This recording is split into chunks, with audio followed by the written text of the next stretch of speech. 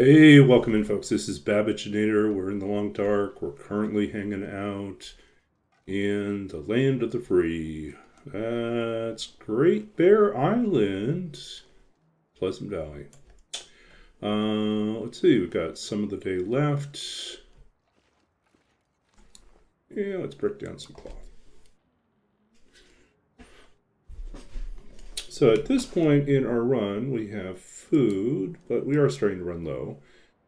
We have clothing.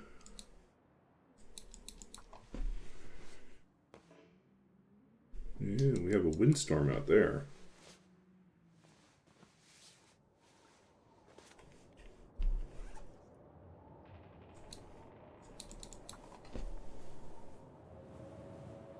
Wow, it sounds pretty bad out there.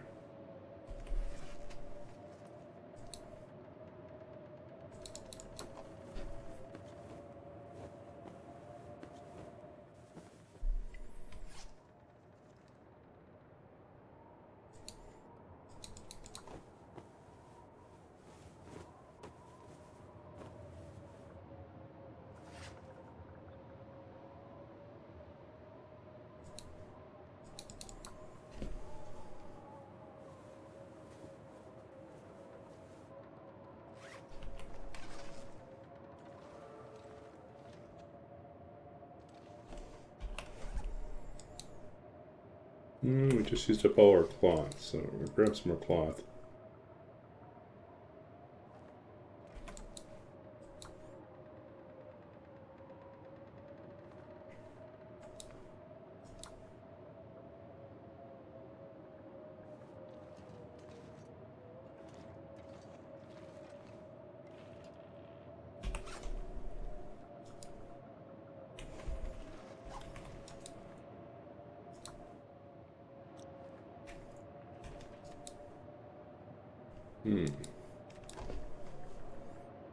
Guess it's going to take us too long to break things down.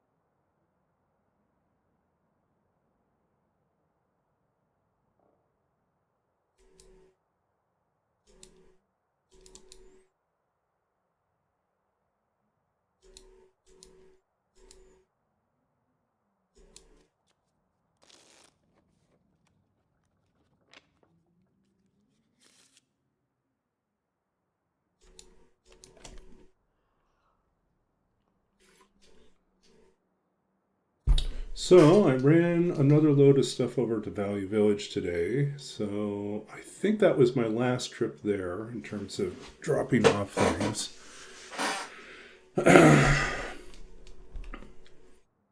I'm waiting for the landlord, basically the family whose house the family who owns the house that has the basement that we rent. Um, I think during the holiday break did not take out any of their recyclable, like all their separated trash, so it's been piling up. And now that I'm in the process of like cleaning up the house and like getting rid of the last things, that pile of stuff gets bigger and bigger. So I'm really hoping that they take it out this week so that I can move more stuff into recycle because it's starting to pile up inside the house too. There's still so much to do. There's a lot that's already been done, but there's also like a lot that hasn't gotten done yet.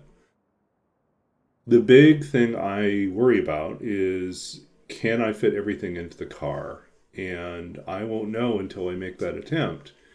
But I also don't know when I'm leaving. I think my roommate, I guess former roommate, stopped by tonight so she could disassemble her bed in her room, because it's one of the things that they're taking on Sunday when they come by to pick up everything with. She's coming by with a friend with a truck, and so they're gonna load stuff up, and we'll take like all the furniture, all the leftover stuff. I think I've got to set aside whatever food items she's going to take too. Would be best. I don't know. I can talk to her and see if she wants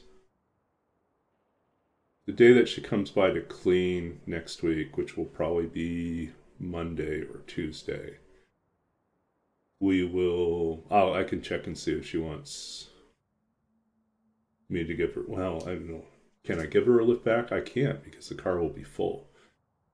So, yeah. So I think she has to take all the food stuff on the day that she on Sunday. Yeah. So, anyways, it's a whole logistical thing. It's complicated.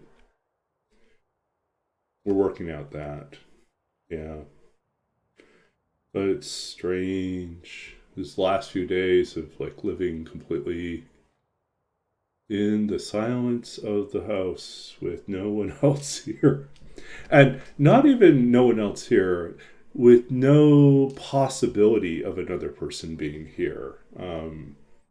After having spent so long, a year and a half with someone, you know, who's always kind of in the background, even though we had very different schedules, it was still nice to have another human being that you interacted with. And so, yeah, that's one of the things I'm getting used to is like not having that.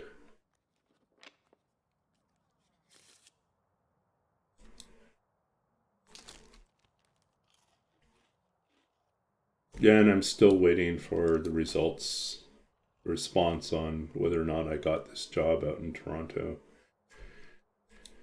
This second day of the week, if I don't hear anything by Thursday, I think it's a no. I think Monday's first day back in the office. Tuesday, kind of, so Monday's catch up. Tuesday and Wednesday, I think, are work days where, if there are decisions to be made, they're probably made on Tuesday and Wednesday. And then it goes through, the university HR process, and then a letter goes out, I assume, on Thursday. So I think if I haven't heard anything by the end of Thursday, I can assume I did not get the job. And I'll follow up with them and I'll get a timeline from them, but I think it's safe to say that if I haven't heard anything by the end of the week. Because they know if they want to get someone in by the 1st of February, they've got to give us enough time to make the arrangements.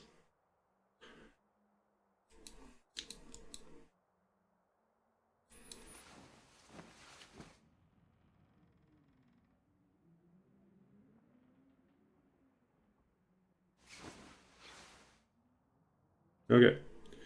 We are almost at 8 days. We are almost done with this region.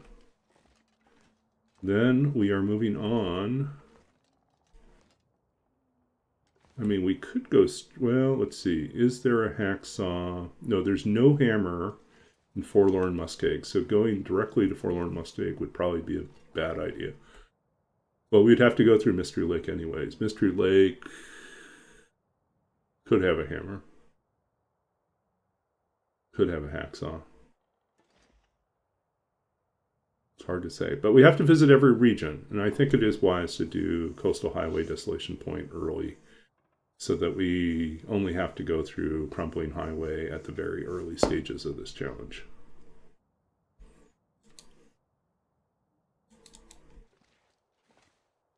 Yep. I wonder where everyone is tonight. It's kind of quiet.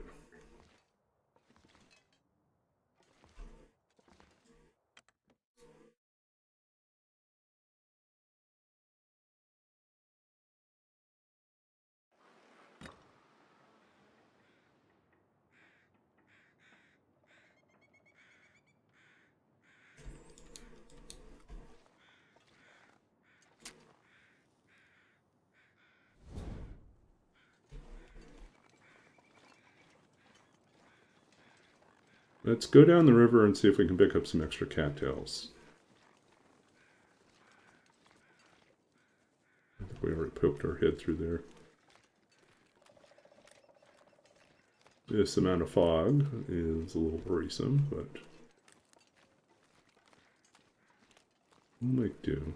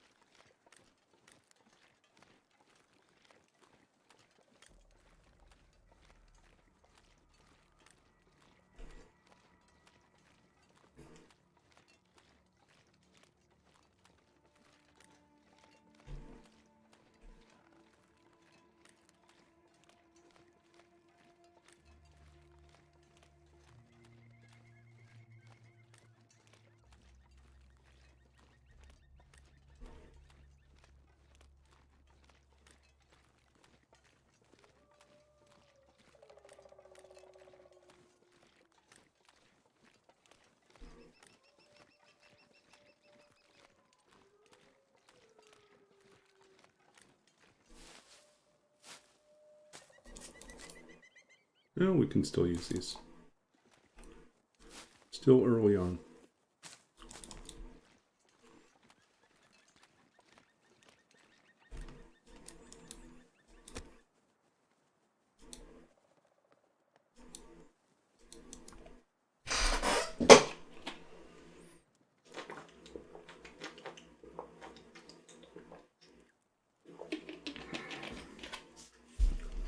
Come on, Loper.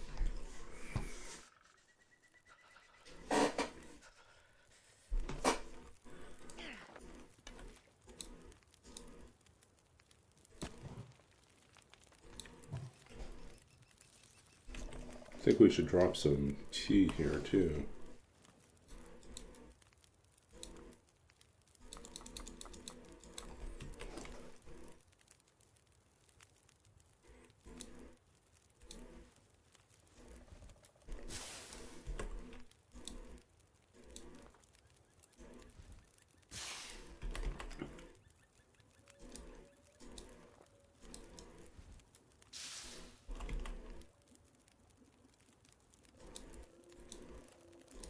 You know, before I started the stream, I didn't even check to see who else was streaming. Maybe we have no one else streaming tonight.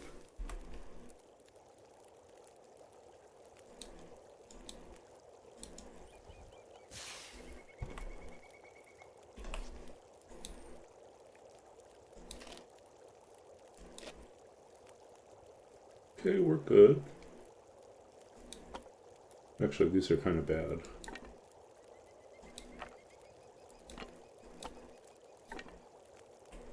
Let's grab some better ones.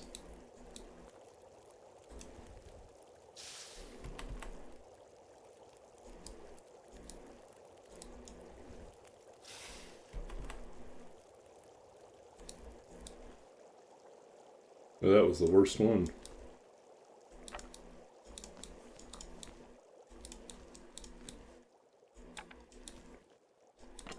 Oops. Oh well. Good enough.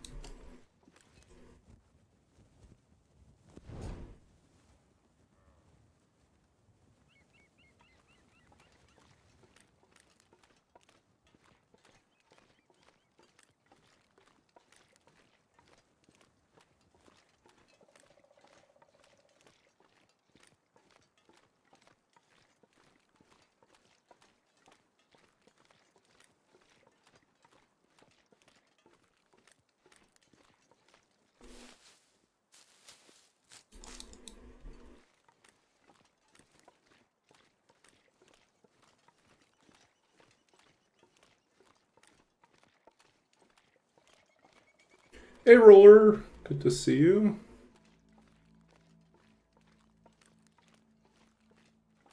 So my old roommate did stop by tonight to disassemble her bed, but that's all. She's not coming back until Sunday when she's going to pick up the rest of her furniture.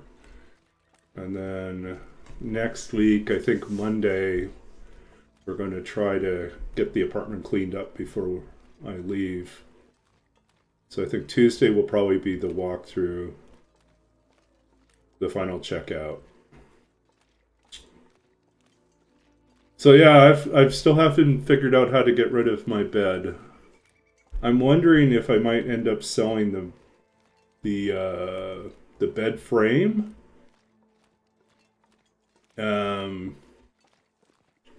So get rid of the bed frame, and then all I'd have left is the mattress.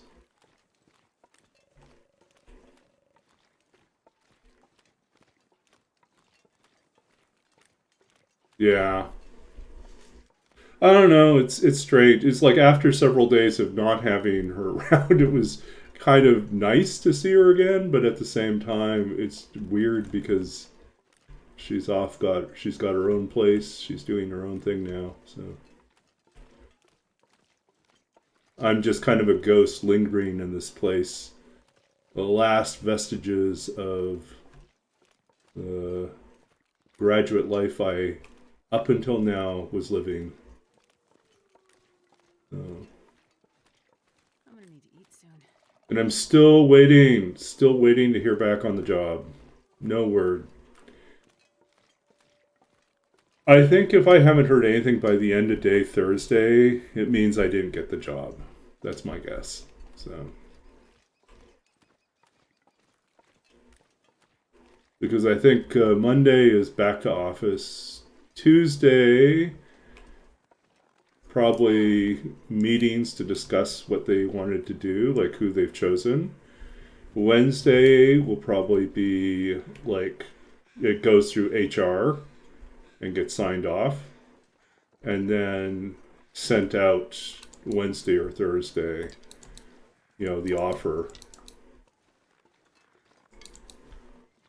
Because they do want someone to start February 1st, so they have to move quickly. So if I don't hear from them, by the end of this week, it's definitely means that they went with someone else. So, but I would hope that since I'm one of the finalists, like one of the final 3, that they would at least do the courtesy of like letting me know that they chose someone else. So, yeah. But otherwise, yeah, I got rid of two more bookcases today, so I am down to one bookcase that's being picked up on Saturday. Um, and my landlord seems to be okay with me possibly leaving the desk slash table thing here, and they can either store it or get rid of it easily. They might be okay with the chair. If I can sell the chair, I'll sell the chair, and I'll just use like a regular chair in the meantime.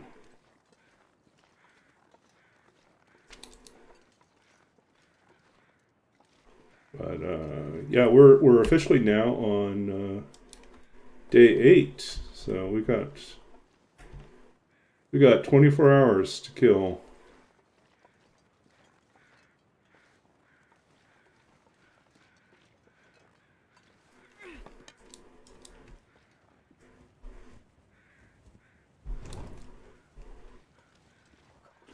Yeah, I wish I knew someone that needed a bed, but I think most people that needed beds probably got them at the very beginning of the month.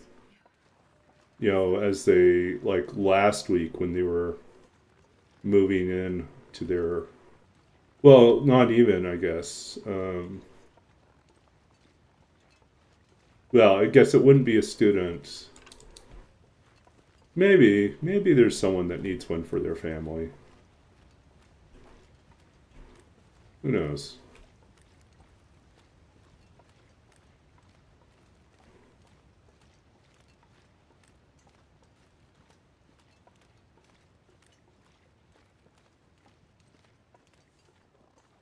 Mine is a comfy mattress. Honestly, I would keep my bed if I could. I know it's not a terribly big bed, right? It's a twin XL. It's a college dorm size. It just happens to be, a 14-inch mattress, which is pretty comfy as a memory foam mattress. And it's in good condition.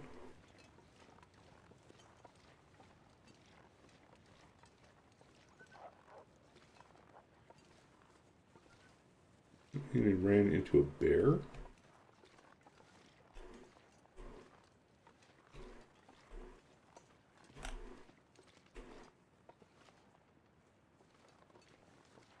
Hmm.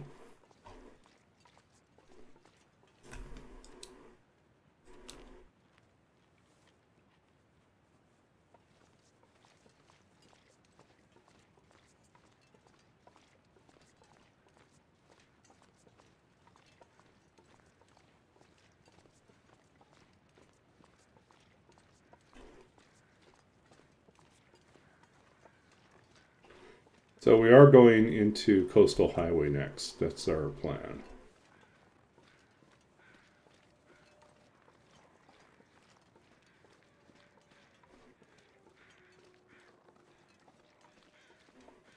Yeah, that's not going to happen. Not going through the mountains in wintertime. That seems like a terrible idea. Oh.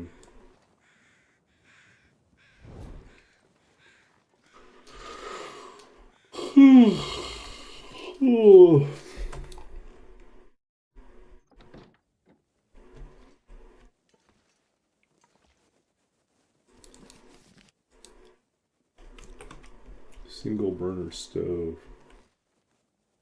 We're not going to use that. We'll use the 6 burner over there. We've already searched this place pretty thoroughly. I don't think we've missed anything.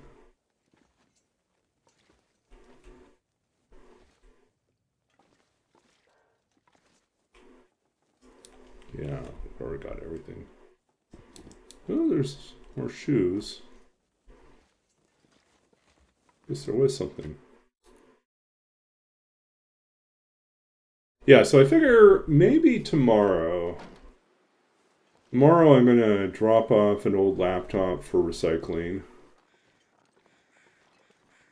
I did the thing where I spent part of the. started the process earlier today, and it ran through the full Windows reset to wipe it clean and erase all private data, so I can drop that off safely.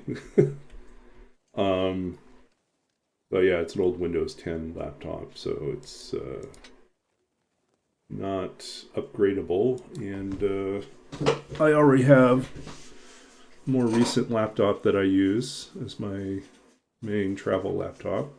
I was also going to recycle my Chromebook, but then I decided I'd just keep it because it is a little bit convenient to have essentially a disposable laptop. That if I need to go someplace where I know there's internet connection and I don't need to do much other than like take notes or run a presentation off of off the cloud, then that's a simple thing to take. But, or if I just need something to look up stuff. Oh wait, give me a break. That's like 3 fails in a row.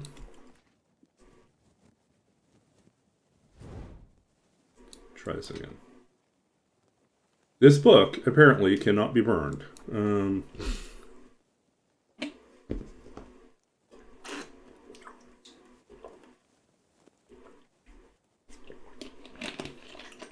So yeah, I think tomorrow, after I take care of the computer recycling thing, I think what I'm going to do is I'm going to load the trunk of my car.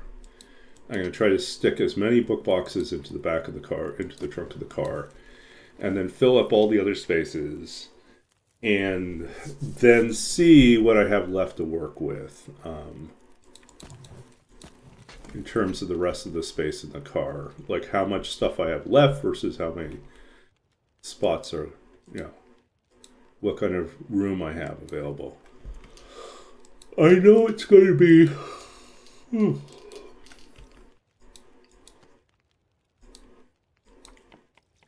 It is going to be a challenge. I definitely have more things than when I came out here with. And even with me downsizing, I still feel like it's going to be not an easy task. Cooking 3. Look at us. Cooking 3.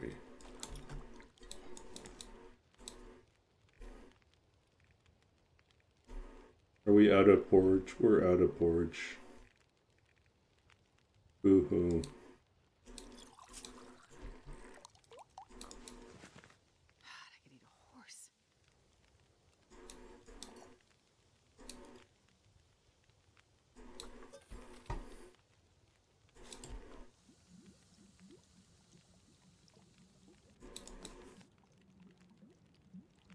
Okay.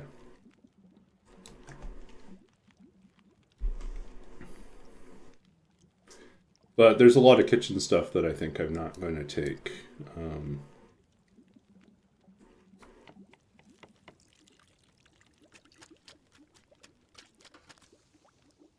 just going to donate to my roommate.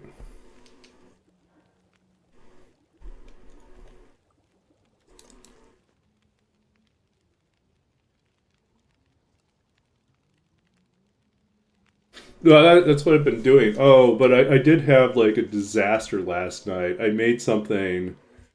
I looked at what I had left in the fridge. I was like, oh, there's this like package of ground beef that I bought, thinking that I was going to make something with that, and I ended up not making it. So I stuck it into the freezer, went away for Christmas, and then came back, pulled it out of the freezer.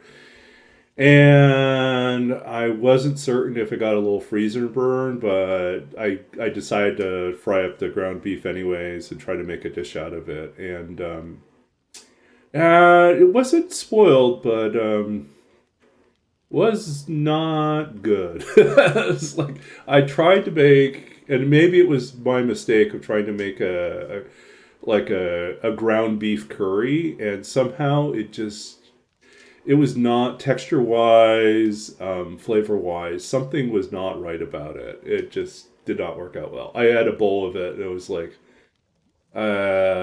This is not making me physically sick. It just, texture-wise, it was unpleasant. I just didn't like it. Why? I think possibly because it felt like I was eating barf. It had that texture. It's like, why did I choose ground beef to do this? This is a bad idea. It's like eating mince. My dad used to like eating like ground beef mince, like gravy. So it's like ground beef in a gravy and served with rice. My mom still serves it sometimes. I'll put up with it, but it's honestly not my favorite thing because I just don't like the texture of it.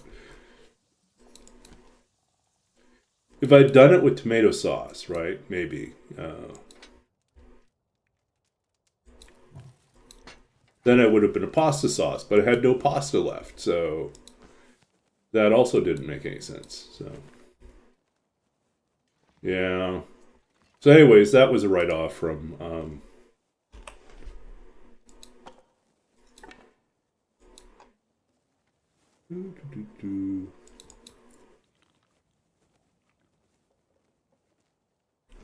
Last night, I ate part of it and ended up throwing out the rest, which made me feel bad. I feel guilty about stuff like that.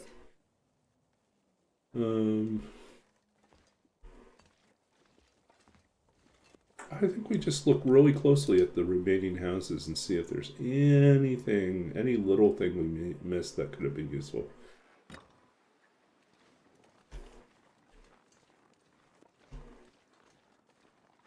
So tonight I had a few like frozen chicken burgers left, and I air fried one of those, and I added some cheese to it, and also like toasted a couple pieces of bread. Added a little bit of pasta sauce and seasoning, and made myself a little like, I don't know, sandwich. That was okay. I've made that before, usually with more toppings, but I'm pretty much out of everything. So, like I had no tomatoes and no lettuce, so it was like it's kind of a very bland, simplified sandwich, chicken burger sandwich. Derek the Moose. Well, if I remember correctly, those should be automatically playing now. So let me know if you did not get a meow meow meow. And if not, then I will provide you with a real-time facsimile. Okay. Yeah, a few years ago I took the time to record all my meows. All my cat noises and my other noises that people liked. Okay, we've already been through here. Keep hoping that there's like something we missed. Some little thing would be useful.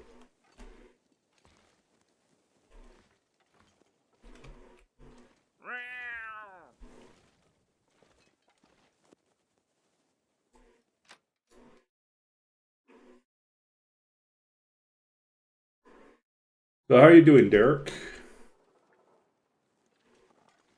What have you been up to?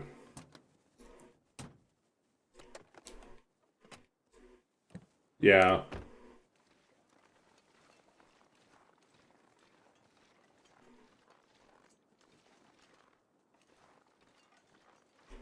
I was just telling Roller that I am still waiting to hear back on the job I interviewed for, so that I'm a finalist, one of three people in the running for this data librarian position out at University of Toronto.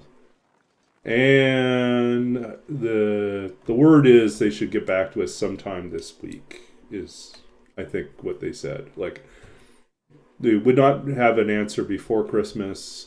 It would have to be after winter break, and most likely during that first week, since they want us to, whoever they hire, to be ready for February 1st. So, waiting, but my guess, yeah, I hope I get it, but at the same time, there's a part of me that feels like my gut tells me that if I were in their shoes, I would take a candidate who was already in Ontario, already in Toronto, preferably, so that they would not have to worry about the possibility of me not making it in time to start on time. Yeah, Roller, you told us that. You're starting midnight graveyard. What was the worst part of the interview process? Um, I think this was a self-inflicted wound on my part. So they gave me 3 possible dates to interview for, and 2 of those dates happened to be during travel times when I was heading back home for Christmas. So I was like, okay, there's only one date that works, and it's the first one. And it's like a week earlier than the other 2. So it was like the 12th versus the 16th and 17th. And it was like, yeah, I guess I'm doing it the 12th. And so that meant that I had a little less than a week to prepare a 20 to 25 minute presentation on the next, the future challenges and opportunities that I see within the field in the next 5 years. And not sound like I was just regurgitating ChatGPT, and have something meaningful and substantive to say, but also present it in a way that was compelling. And so having less than a week to work on this, I focused on content and not on visual presentation. So I did a bunch of slides, but they're really simple slides. And it's just me talking a lot. And, it's not like walls of text, but it was a lot of content. And I don't know if that really, like in hindsight, I'm wondering if what they really wanted to see was a presentation that demonstrated my ability to teach something in a short period of time. So I don't know. If that's what they were looking for, then I failed. I did not deliver like that type of a presentation. I delivered something that was a thoughtful, rather, I hope, deep and nuanced look at the field. So they had good questions. I think it they responded to the presentation, but I think in terms of, I also felt like there was some sort of feature creep or like requirement criteria creep that was happening in the course of the interview, the on-campus visit. I think the way they presented it initially more closely aligned with my skill set, but by the time we got to the actual interview and the back and forth questions, I could tell that there was like a component that they were becoming aware of that they wanted, that that I don't think I sold them on as effectively as I could. And that's namely that they had one person on their staff that was teaching up to 70 workshops a year, which is an insane amount of workshops. And so it was becoming apparent they needed to be able to offload some of that responsibility to some other people, including whoever they hire. And so I think what they wanted in the end was someone that has more experience running, digital scholarship and digital technology, training workshops. I know the subject matter. I can provide the mentorship. I just don't have the experience in providing exactly this type of workshop. So I think that is like a weak point in my my application. So.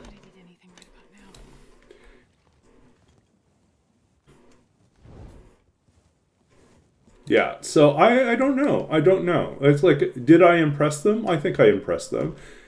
Did I impress, this is the thing. It's like, did I impress them in a way that will lead me to get the job? That I don't know. I think they're probably going to say, he's an interesting person. I'd love to work with him. Oh, well, okay, so I got to catch up here. We've got 2 raids in the last little while here. So let's welcome in Flightless. And good to see you as well. Brave Little Bee, brand new, with a big raid of 27. All raids and all raiders are welcome. Why can't you just do a 90-degree fire? Throw in a little bio information about me. I'm Babbaginator. You can just call me Okay. Baba. Everyone calls me Baba. This is fine. I'm a writer. I'm also the author of 2 books of poetry. I'm also a former computer games programmer. I'm also a creative writing instructor. And I'm also, most recently, a brand new graduate with a master's in library and information studies. So I'm a professional librarian, kind of an academic librarian with a data or digital focus. So I kind of wear a lot of hats, and I have a lot of degrees, and I play a lot of Long Dark. So welcome in, folks. And let's give a shout out to Bumblebee. Bumblebee? Bee? Bumble. How come we can't find you?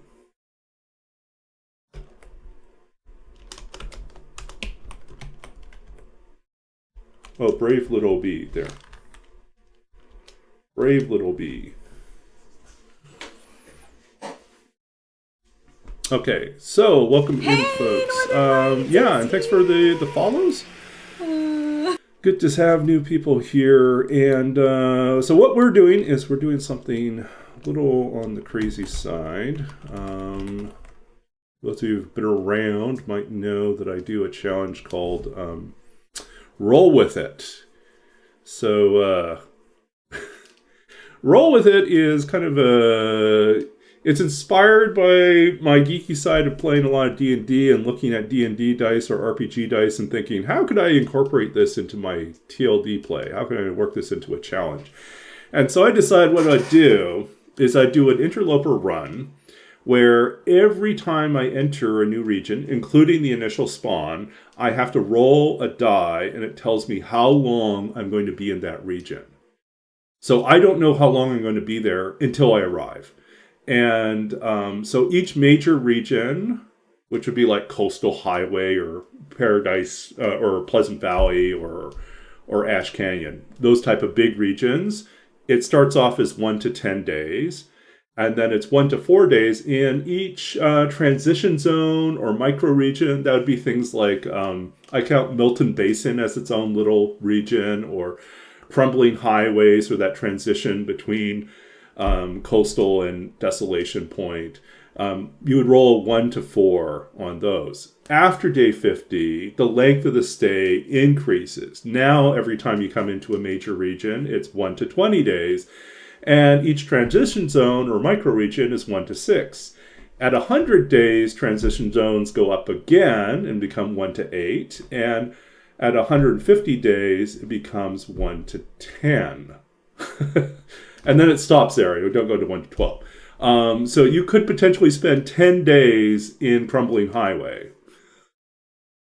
So it's a really fun way. And you have to visit every single region in the entire game. So you cannot leave early and you cannot leave late. You have to wait for, like for me, I have to go here and I have to check and see and say, this says 8. When this turns to 9, because we rolled a 9, oh, actually, our total days is 8 now. Since we are currently on day 8, so in the morning, because we spawned in the morning, when it turns over to 9, we have until midnight to get out. So, yeah. Now, you can imagine how challenging this would be if you spawned at dusk. And that would mean every time you had to leave a region, it would always be dusk.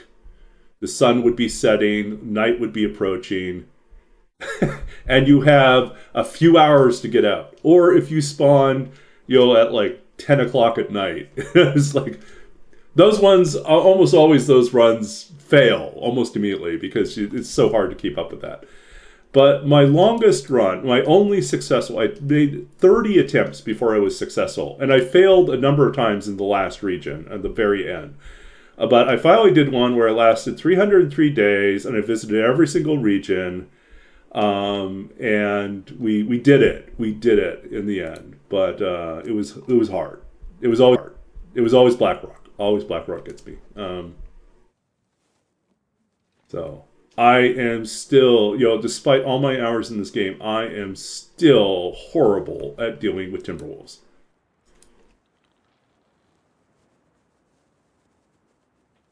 Yeah. Okay, so it's noisy, windy out there. If we step out the door, we'll lose our torch immediately. And we are also, I think, almost out of firewood. I think we're just going to let this go out, and we will break up some torches and replenish our stick collection. Just stay inside.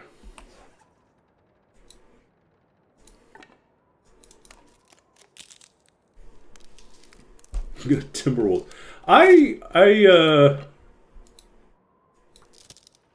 I was participating in the tournament that was in December, and I had 2 separate runs where I made it all the way up to like day 47, and then was defeated by...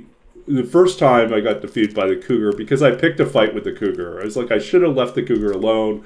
I got greedy.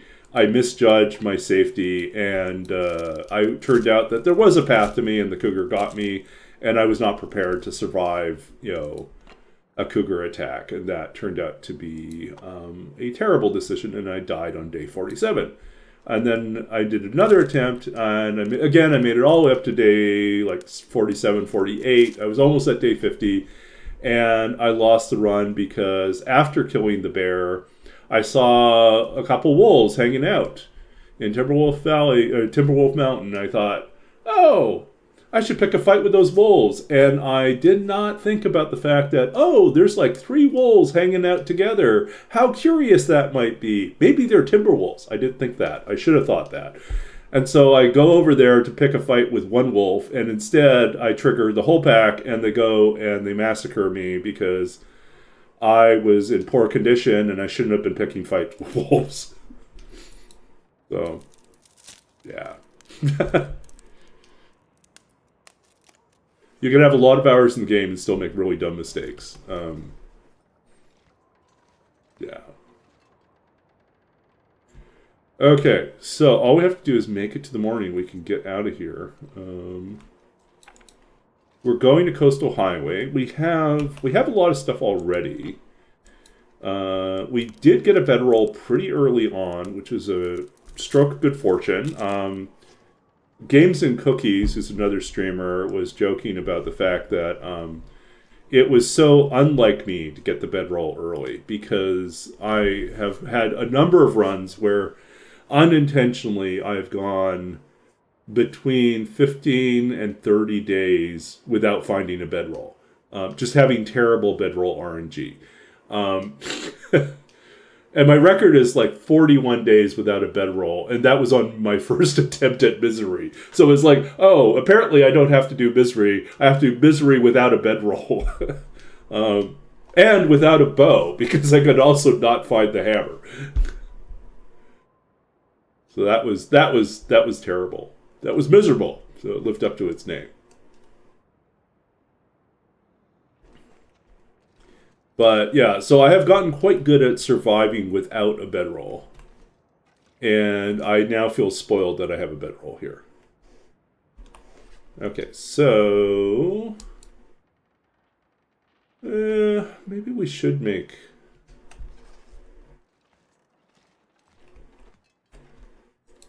Yeah, hardcore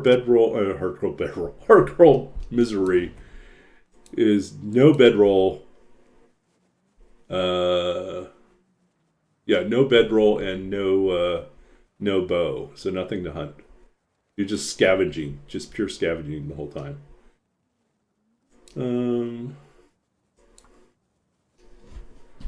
Nope is pretty close, yeah.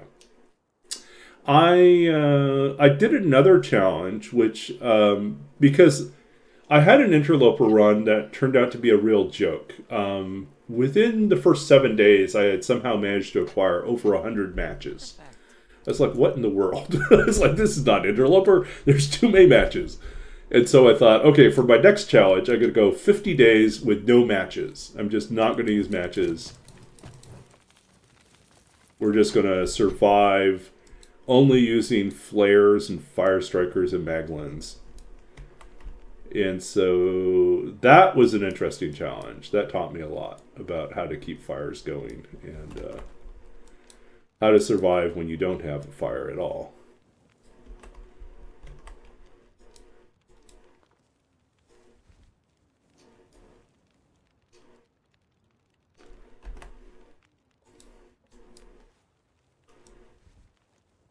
Okay. You got moose stomped twice on day 3. Yeah, there's a certain malevolence about that. It's just the moose is out to get you.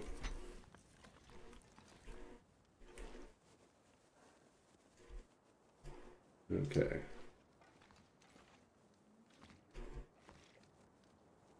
So the wild thing here about the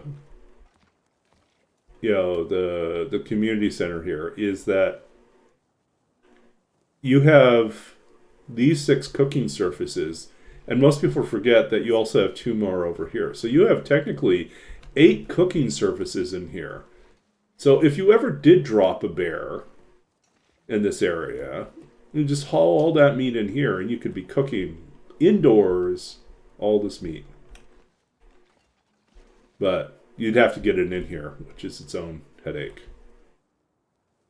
Let's see, what are we waiting for? I think we're just accepting we're going to be in here.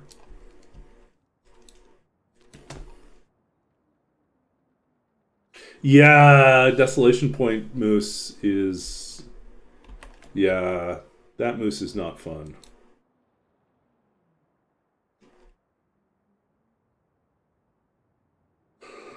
Oh, what else could we do here?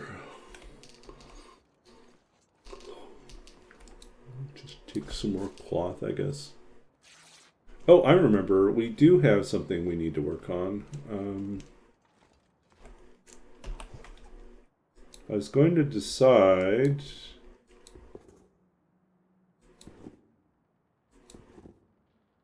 This is more rain-proof. This is slower.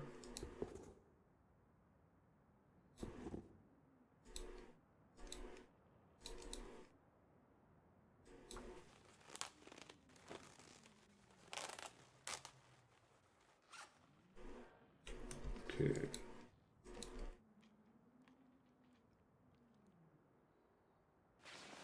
We're definitely on a speedy build right now. We lucked out and got the Mackinac. That was a very good find.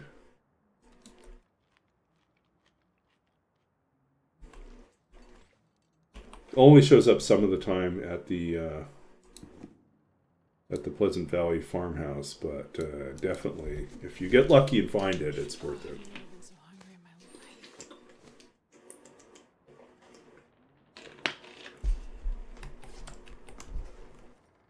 Okay, it's too dark to do anything else.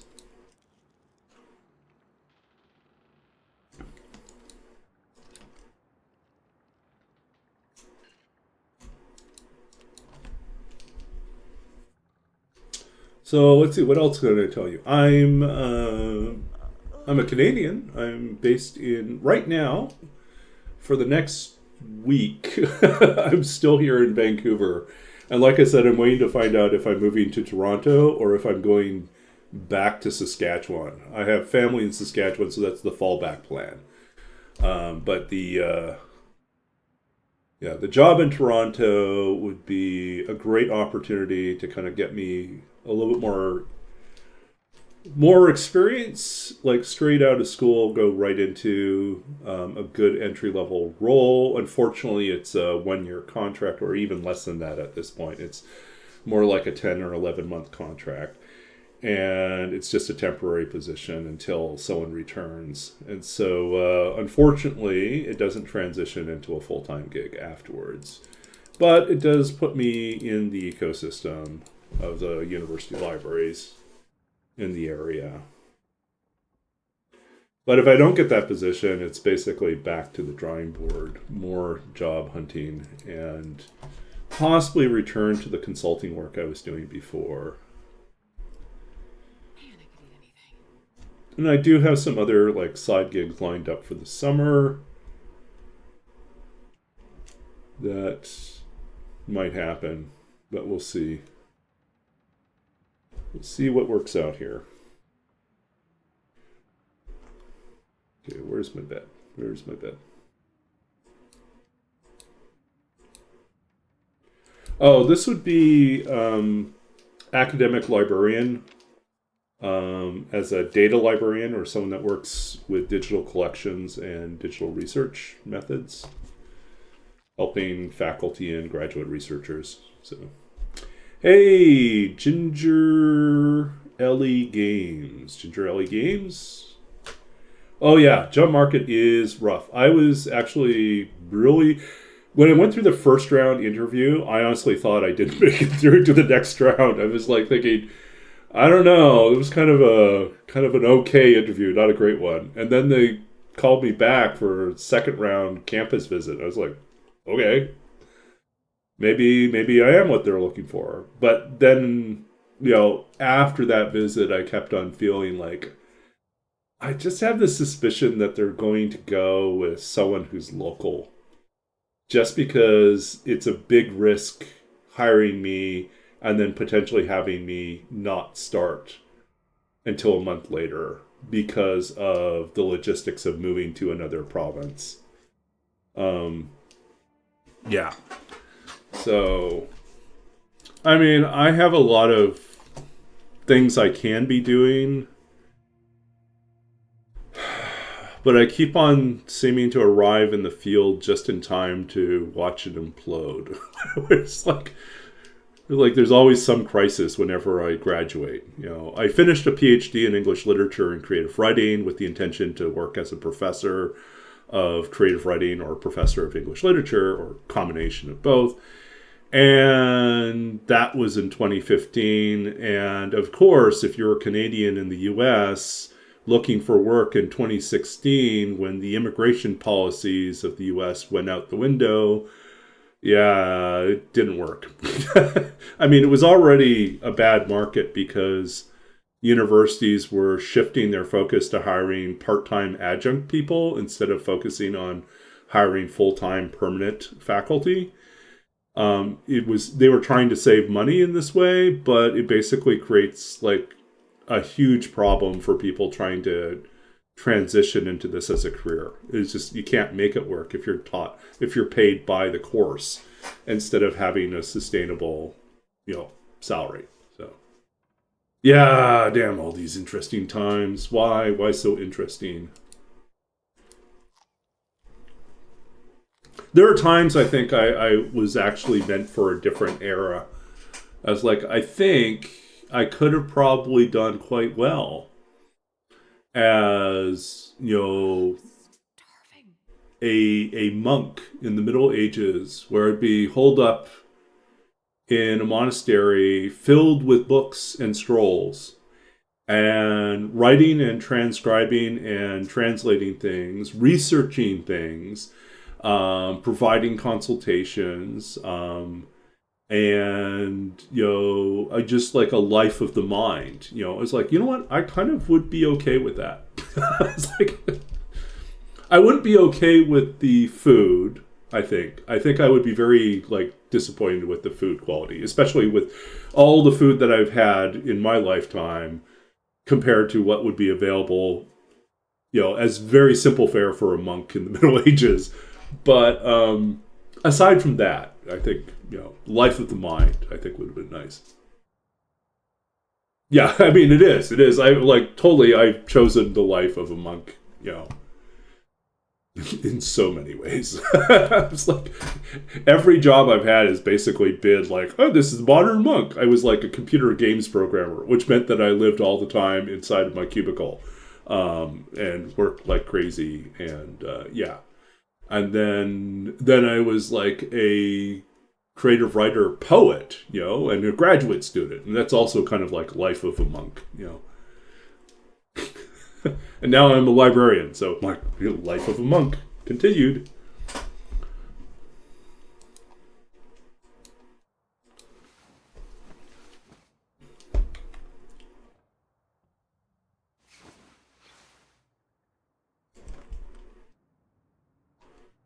Okay.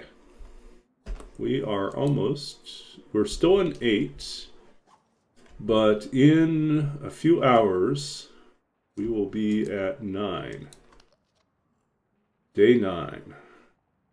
We don't really want to go outside. Right now, when the sun is just up, it's still pretty cold outside, and you can hear the wind out there. It's not pleasant.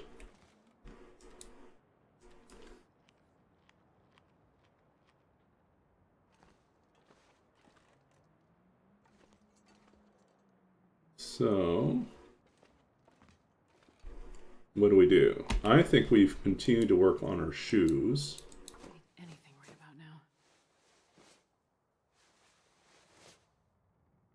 Now I'm a mentor monk, yes.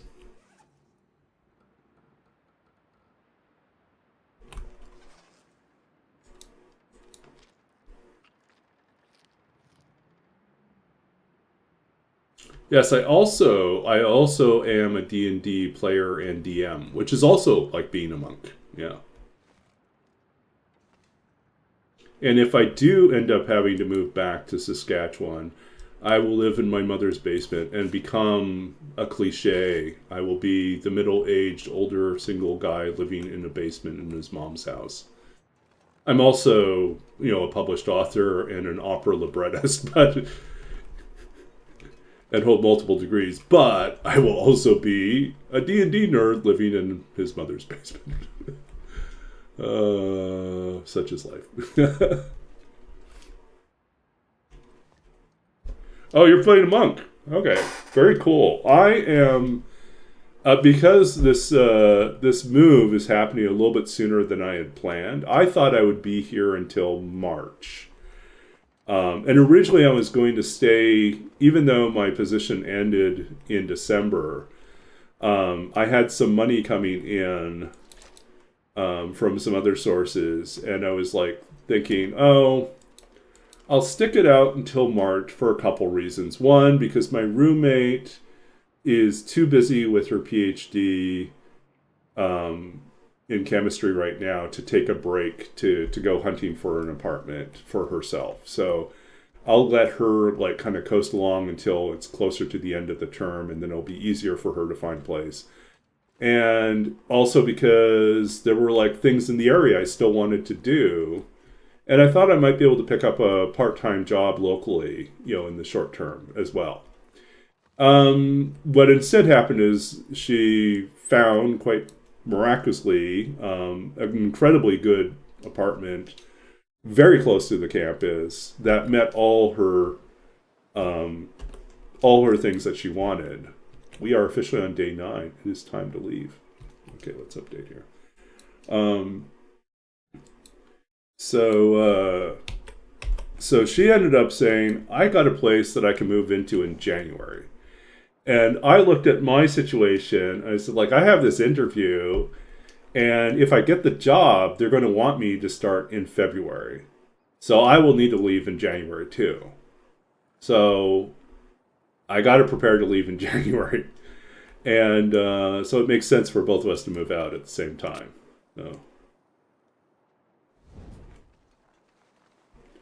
So yeah, it went from having a couple months to nope, just a few weeks. And yeah, so now I'm speeding through the process of selling off the last of the furniture and trying to figure out how to fit everything into my car before I go. Let's see. So yeah, so I guess I was saying this because now I suddenly have to take a D&D campaign I've been running that was supposed to wrap up in 2 months, and now I have to wrap it up this week in 2 sessions. So I'm it's just what? So fast. So, thankfully there is someone in my D&D campaign who is in the group who's offered to take over the DMing. And so I think I just have to get them to a good story point. They'll have to deal with one more faction, I think, tonight, not tonight, on Wednesday night and Friday night. And then hopefully I'll have left them at a good cliffhanger, well, resolution that they can either move on with the larger plot or they can move on to something else. And this is still a relatively new campaign since we had finished our really long campaign, in I think at Christmas time, so.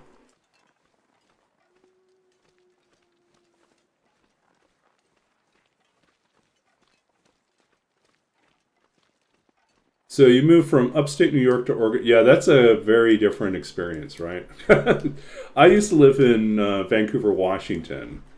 And so I spent a lot of time in Portland, Oregon area. And occasionally would visit Eugene. But that's very different from upstate New York.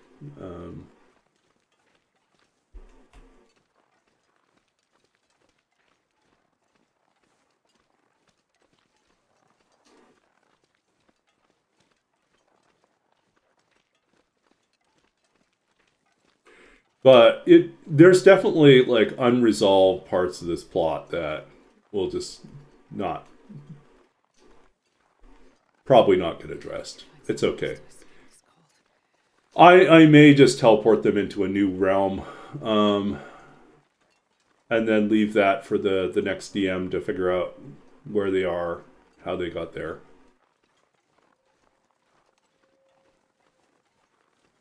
Yeah, that's a big difference. I've lived in quite small places, not tiny places, not villages, but I've lived in smaller communities, and I've also lived in some of the largest cities in the world. Like I've lived in Los Angeles, and I've lived in Taipei City in Taiwan, and I've visited Hong Kong. And those are big cities. I recently spent time in Toronto for like the interview. So I just want to lay down for a bit. okay.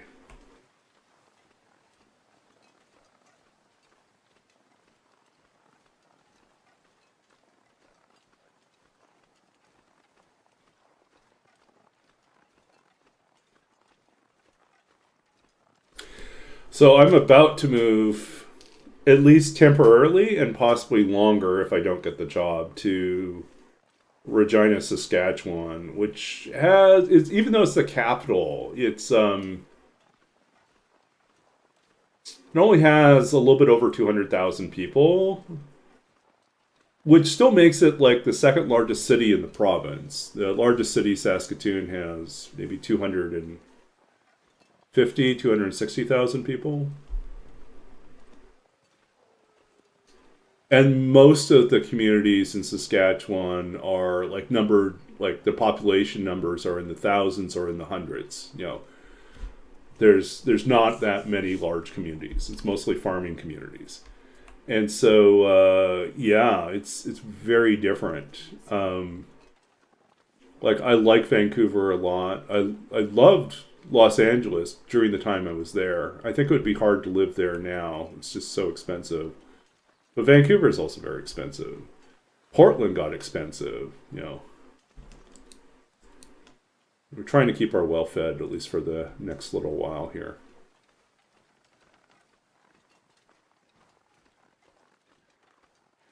Maybe ill-fated, but it's a new strategy. We're trying this strategy to try to stay fed as long as we can.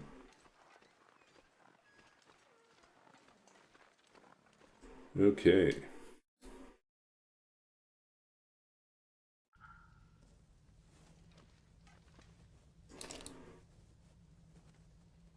Oh, where am I headed?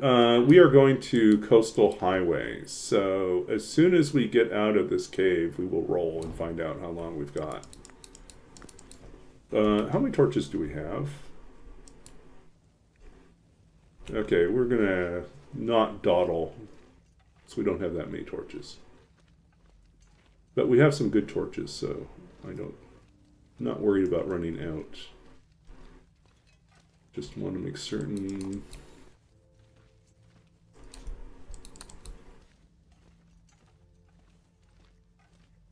Grab as much coal as we can.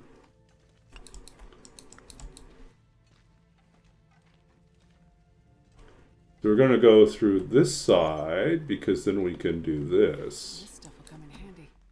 We can just hop over here and then we're over on this side. See if there's any coal we missed. There's coal we missed. And then we'll come back down. And now we just continue our route through the tunnel, through the mines. Rent is so weird when exposed, even with exposing to the landlord. Yeah, I mean, I'm very fortunate that the place I'm living at right now, that I've lived at for the last year and a half, the family, so I'm in a basement unit that is a 2-bedroom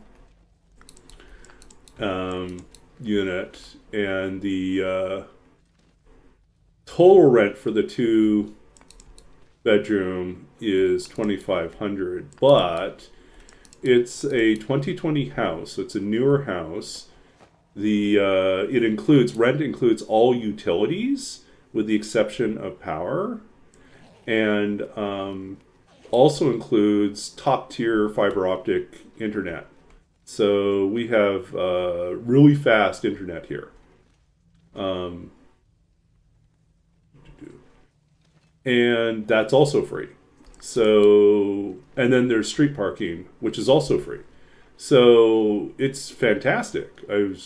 It's also right on the bus line and a short walk to the transit, to the trains or the subway system.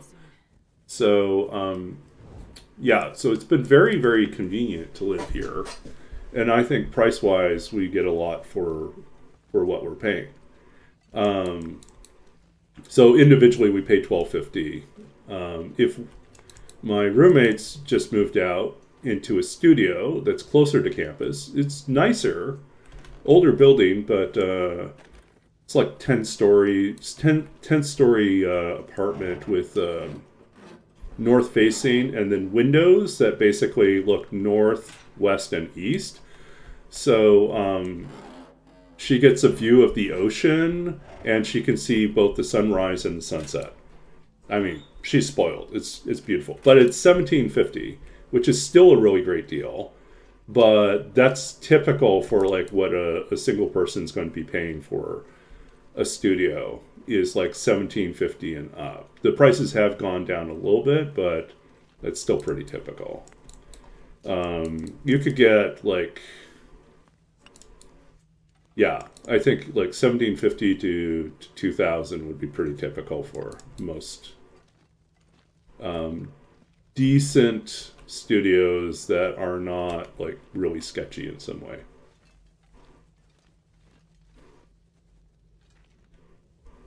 So now compare that with what my mother pays for her mortgage. So my mother has, a house back in Saskatchewan, and she's currently paying $800 for her mortgage. And has expressed an interest in moving, if I do get a permanent role somewhere in Toronto, she said she would like to sell her place and move out and share rent on a place in Toronto. But like when we do the math on that, it's like it would be a lot. I mean, we would need most likely a 2 or 3 bedroom place, and that would mean that her share of the rent would be probably closer to $1,500, $1,600 maybe.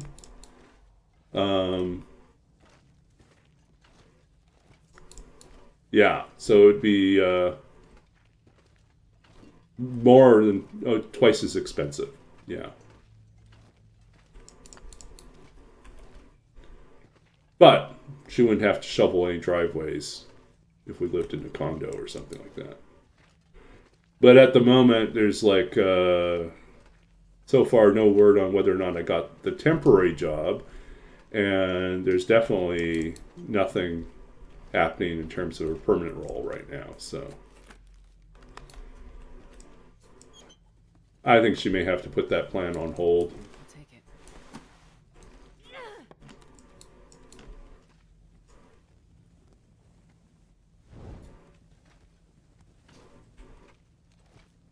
1,200 plus electric from gas for a 3-story single family. Yeah, see, that's like Saskatchewan. If you go out of the city and you go into the small towns, then that's what you're looking at. Is like you can get a lot for your money, but there's also pretty much nothing else in the area. You're going to be cut off from everything, you know. And if you have a life that's pretty self-contained and you don't need, or you're not interested in some of the features of the larger city, right? Like if you don't need access to, you know, if you're not interested in connection to like a lot of arts and cultural events, especially things that are traveling through. Hello.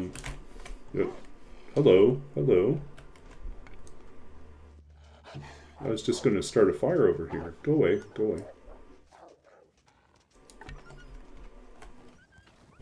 Oh, I forgot. We need a roll.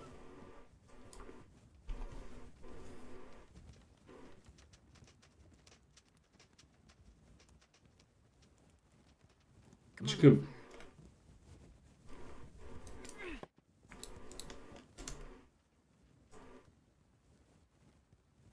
All I can think about is food. This is annoying. Okay, let's back up a little bit. Let's roll the die because we have to do that. Okay, so where's our dice?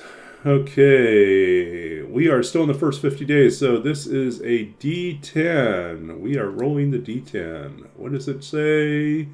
7 days. We are going to be here for 7 days, folks.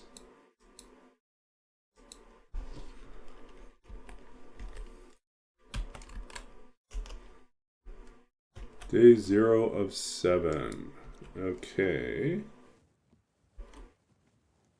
We should probably modify this when we're safe.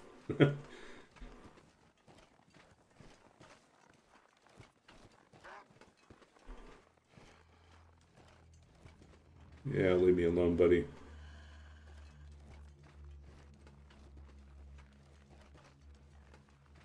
We'll go down to this trailer here.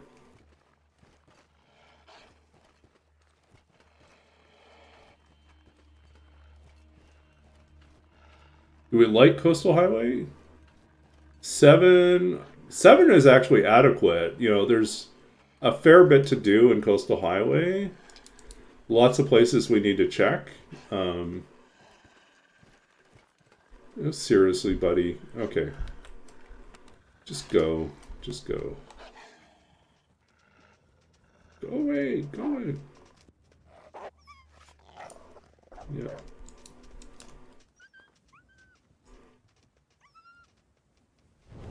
Oh yeah, we need to turn the dice off. Come on, go away. Hide. 7.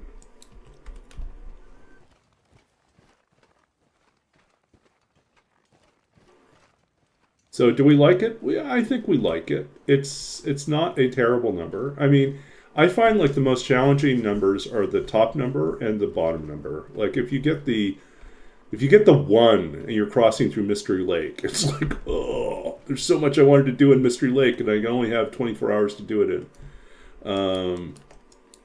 Yeah, that's frustrating.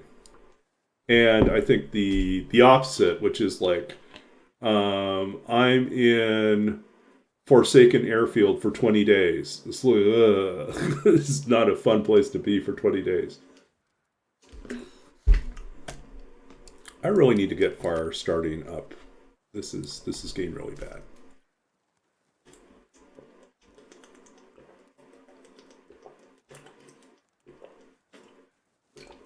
Yes.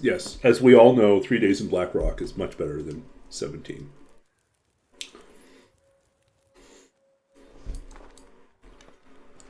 Okay, let's, we have 53 coal. No wonder we're so heavy. There we go. Fire starting is thankfully up. We are going to drop, I think maybe we'll drop 18 here.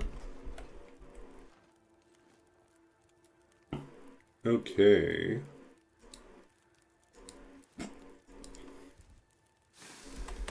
Almost everyone. If you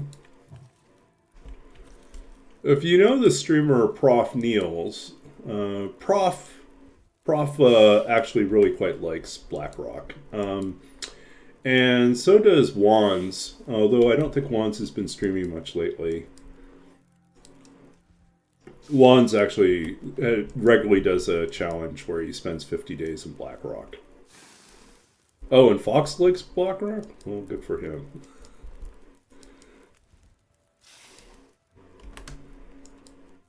But I have no love for Blackrock. Blackrock has ended too many runs for me.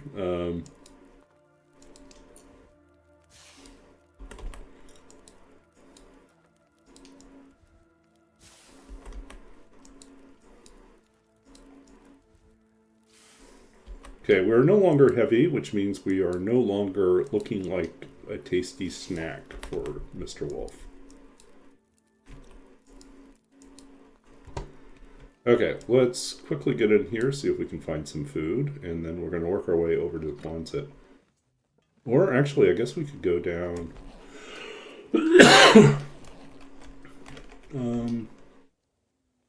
Any food lurking in there? Nope, nope. Sometimes there's food. Sometimes there's food under the bed, but there's no food.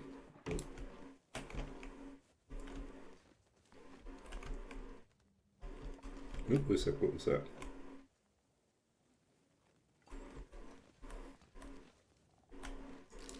Granola bar. Food.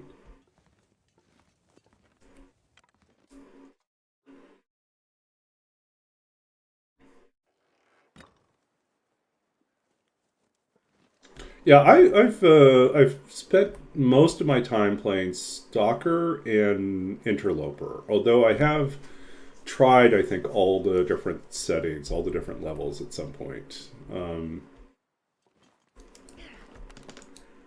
I think like each one carries its own type of challenge and has something attractive about it that's different from the others, right? So like Pilgrim, there's something very compelling about just not having to worry about having enough to eat. You could just go anywhere. You know there's going to be plenty of resources. But you get to throw yourself completely into exploring the world. And just like, you don't worry about other stuff. The animals will run away from you. You just go out there and you have a good time, like experiencing this amazing, beautiful world. When you do decide to hunt, it is actually really challenging to hunt in Pilgrim because everything runs away from you. So that actually is a different challenge. Wildlife is hypersensitive and is gone in a flash, even the predators. Unless you tick them off, and then they will fight you. And Voyager gives you a little bit more taste of that survival experience, because predators are a little bit more dangerous.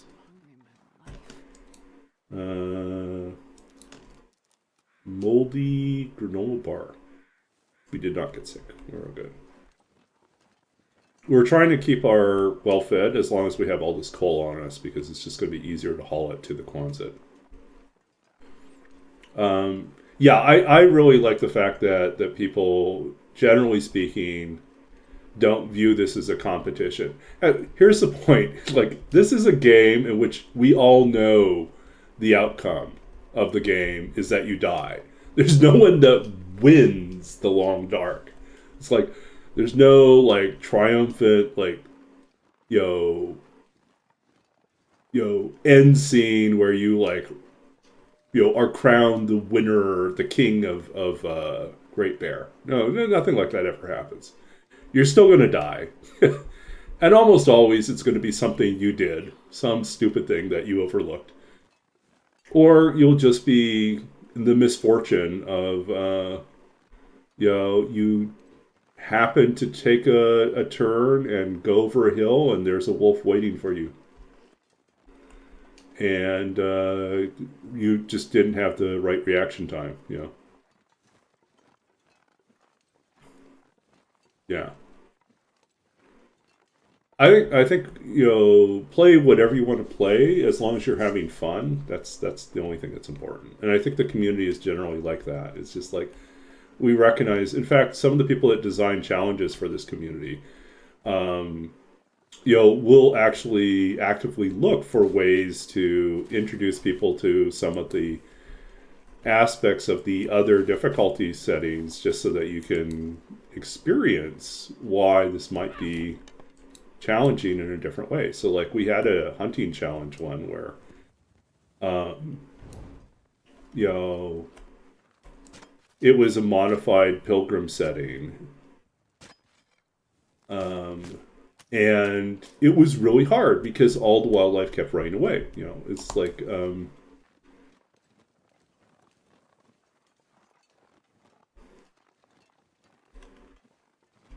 yeah. And I think like if you ever get bored, just try a different difficulty setting, and see what the difference is. Because there is like a huge difference between, Voyager and Stalker. And there's a huge difference between Stalker and Interloper. And there's a huge difference between Interloper and Misery. They're just very different experiences in the game. The challenges, the don't want more of that. We just want a hacksaw. Come on, give us a hacksaw. Okay, we're safe up here. We might as well update our journal here. So we are currently on day 9 total. We have finished our 9 days in PV. We are now in Coastal Highway doing 0 of 7.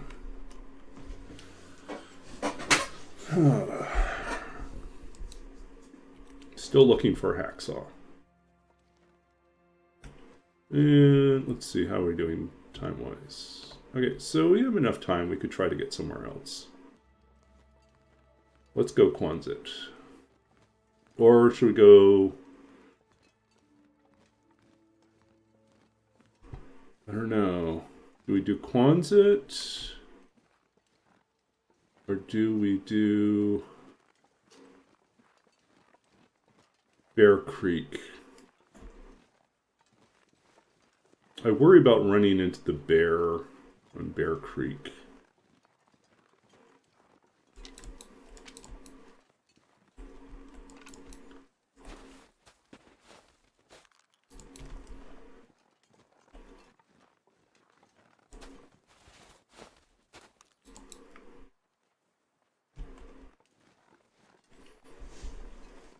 I think we're going to do Quonset, because there's a good chance we'll find the hacksaw or the hammer or both, right? So we want the hammer.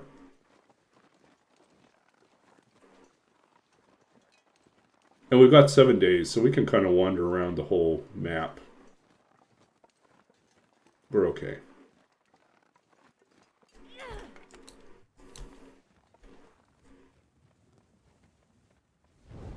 Oh, roller, let's see. I will probably go for another half an hour. I usually try to keep my streams about 2 hours, sometimes a little bit over 2 hours.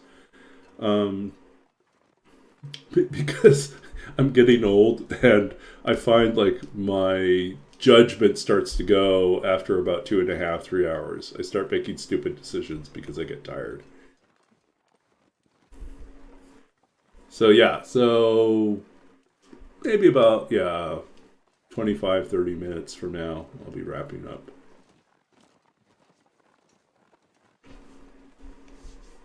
This, of course, might change if someone raids me at the very last minute, and then I'll feel obligated to hang out for a little bit longer, which occasionally happens. But because my job wrapped up in December, I actually don't have any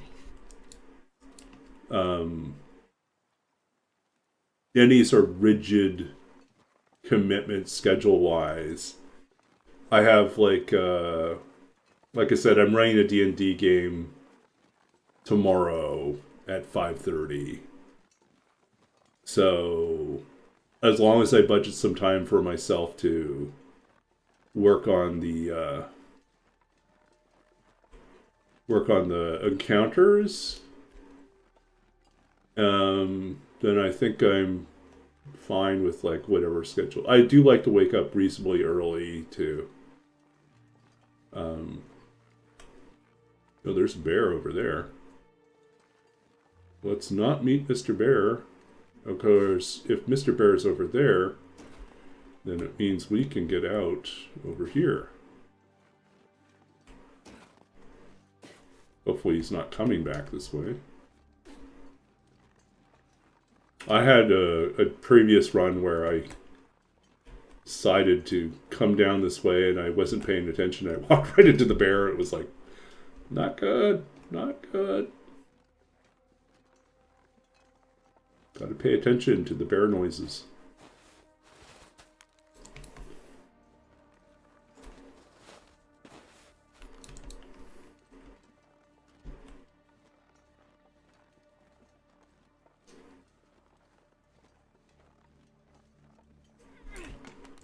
Okay, the cougar fiasco.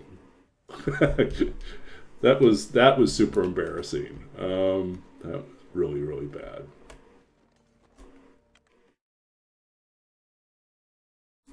Okay, the bear's up there. We can quickly raid this place.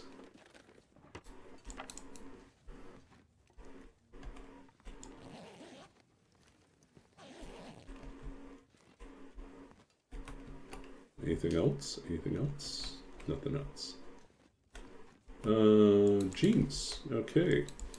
Oops. I want to wear jeans, not take them off.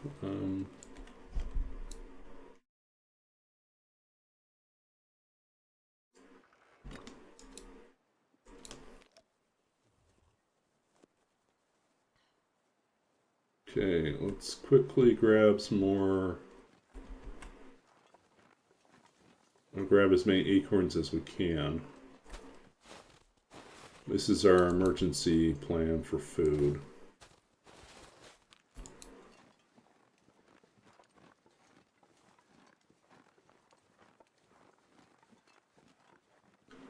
But we should find some food in the houses and at the Quonset, so I think the Quonset should be good for food.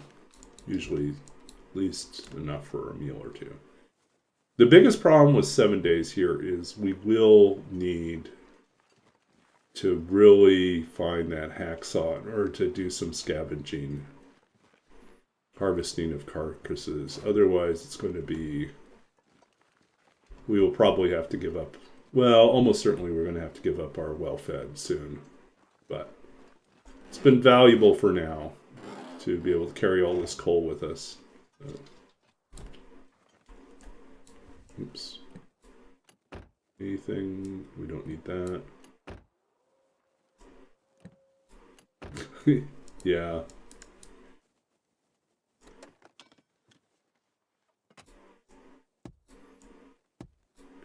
Well, the birds are kind of curious. It's like you can...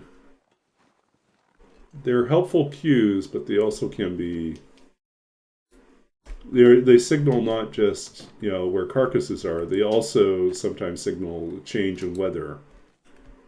So they're exiting when the weather is turning into something that doesn't support crows, or they're flying in because the weather is now something where crows can be visible.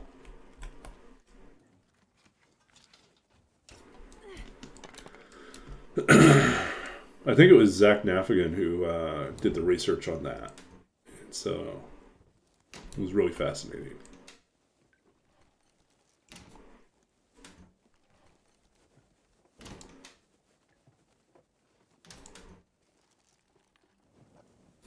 Okay, we have some food.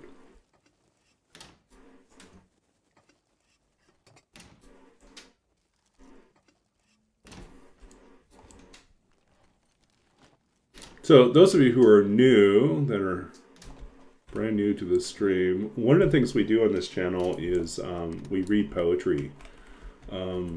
So usually at the end of the stream, I'll read something from one of my books, or at least something I've written. Sometimes I read from newer material that's been published but isn't in a book yet. Just appears in a journal somewhere. Or I'll read work from other people. Sometimes people give me a request for something specific, or they'll give me a topic they want, and I'll find something appropriate.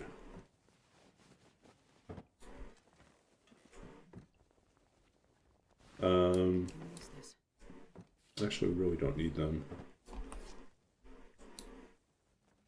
There's only so many pairs of crappy jeans we need. Let's see.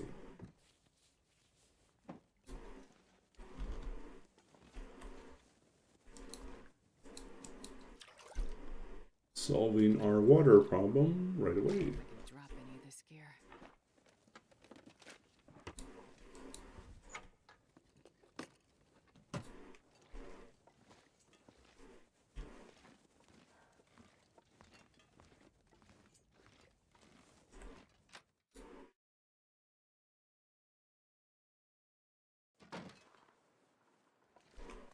Okay. Ah, we missed.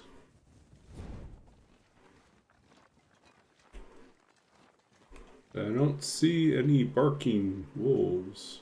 Where are my barking wolves?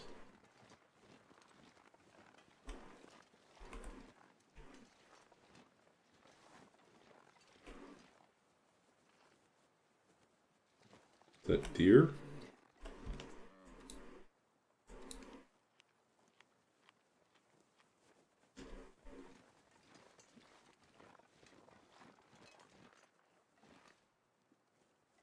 And the moose.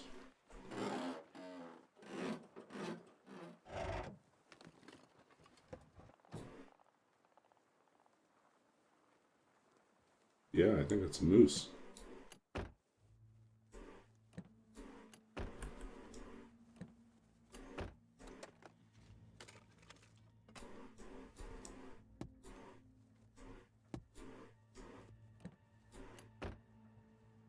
this pack is getting kind of heavy.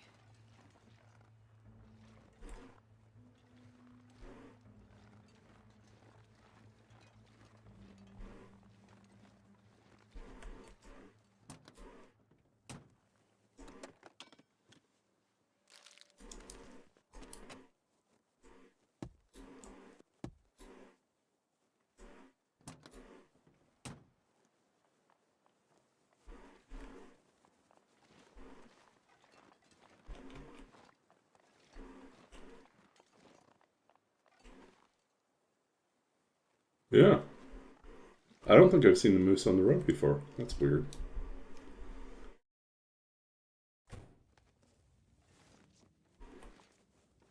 Okay.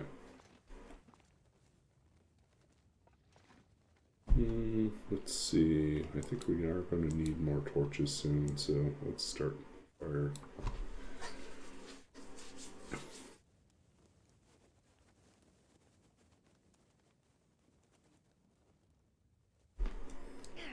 Wow. We got smarter and we still can't start fires. Come on, Astrid.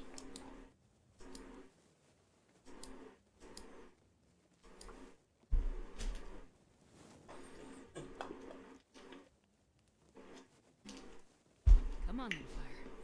I think another one of the redeems that we have is sometimes people want me to read from my dissertation, my PhD dissertation, which I was like, I put that in there as a joke, but there are people that sometimes want to hear me read from that. I wrote a dissertation on 19th century artificial intelligence and basically how the machine becomes a person in the Victorian popular imagination.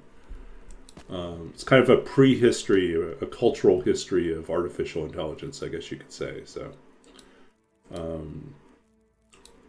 that was a lot of research, and I wrote that before the big AI boom.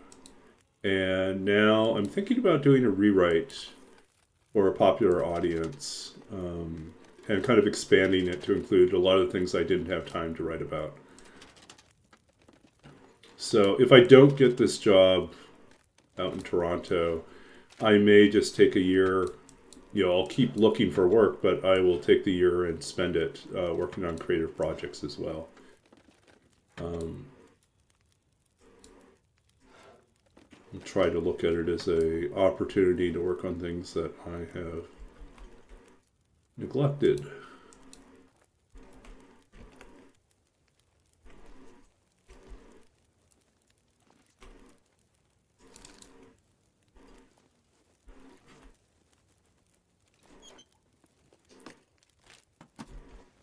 Yeah, no, I can't really work on anything until after the move. I think it will be funny if I don't get the job, I move back to Saskatchewan, I accept the fact that I'm going to be there for, more than a few months. And that means that this over Christmas, I made the effort to pack up all my personal library back home in Saskatchewan, thinking that if I did get the job and it did lead to me moving to Toronto and finding a more permanent role, that at some point I would want all my stuff moved out to Toronto. And so I was preparing for that. But it was kind of an ambitious effort. It's also, I don't know. So if I don't get the job and it doesn't look like there's anything on the horizon that takes me to Toronto, I may end up spending all this time unpacking what I just spent Christmas packing up. So, oh well, joke's on me.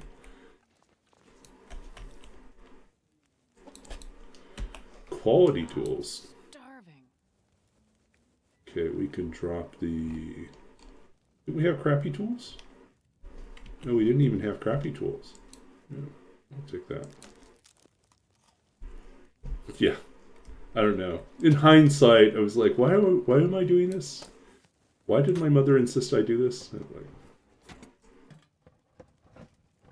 Because she was really set on getting out of there. So, whoa, this is our third raid tonight, folks. Welcome in, Vanta. Let's see, shout out Vanta Glow. Another long dark player. How was your night? How was your stream? Only needs up close recon on those fires. We're gonna fly you. You don't often get stuff. Oh, what the fuck, dude? Look, I got stuck. Okay. What in the hell? I'm waiting on you. Look at this. See what you can see. Call her out. Yeah, welcome in, Raiders. I am Babbagenator, or like you that. can just call me Baba.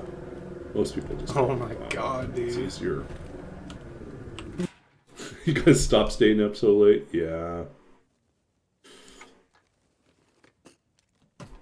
I am trying to curb that habit.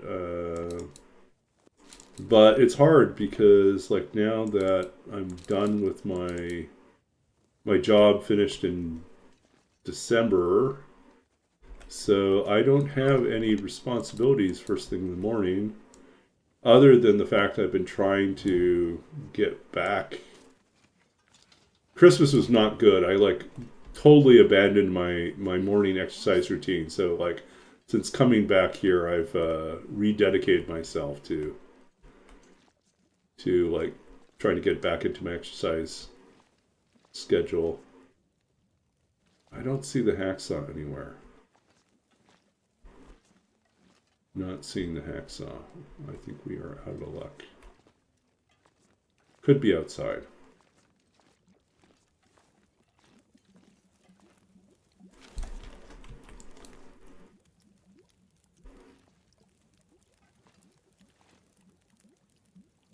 You were just in this building? Yeah. How many days have we survived? This is a challenge. Oh, that's right. We should throw this in there for the new raiders. So we are doing my famous challenge called Roll With It, which is an opportunity to be extra geeky and roll RPG dice and play the Long Dark. So basically how it works is every time we enter or we spawn in a new region, so every time we spawn, so the first time we spawn or every time we enter a region, we have to roll a 10-sided die that tells us how many days we're going to be there. We cannot leave earlier than that day, and we cannot leave later. So regardless of what happens, we must go by midnight of when the calendar turns over. So like if we go to our journal here and it says, if we were leaving on day 12 and this turned over to 12, we would have from that point until it's midnight to get out of the region. This number turns based on your spawn time. So if you spawn in the morning, you're golden. You've got all day to get out of the region. But if your spawn time is dusk, you've only got a few hours to get out. And it's going to be tough. And you'll have to do that with every single region. You cannot leave before the number changes. And you must leave before midnight. And so you also have to visit every single region in the entire game. And every time you re-enter the region, you still have to roll. So you don't get a pass. You still have to roll. So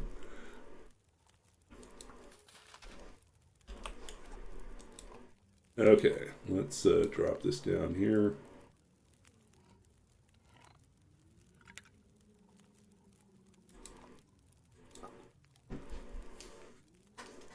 Okay, Vanderglow wants a Baba block. Okay, Baba block, block, block. There you go. Some silliness on this channel is available for points.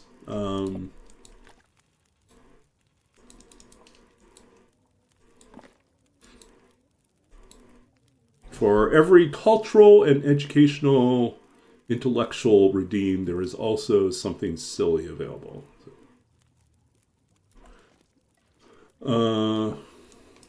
I guess dog food doesn't cook, right? Yeah. So how many days are we in? We're in 9 so far. We had 9 days in Pleasant Valley, and we just got to Coastal Highway. We rolled a 7, so we have 7 days to spend in Coastal Highway. So that means we're going to have to leave on what day? We will have to leave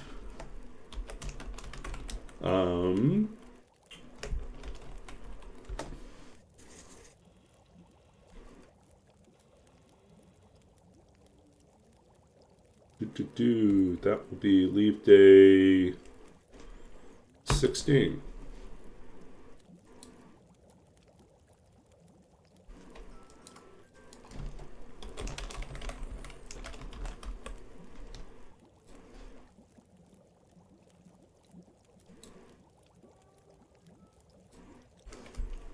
Make it easier for ourselves. Yeah. There we go. A little reset there. What else do we want to cook here? Do you have anything else we want to cook? Probably eat that. Oh, we got porridge again. We can make porridge.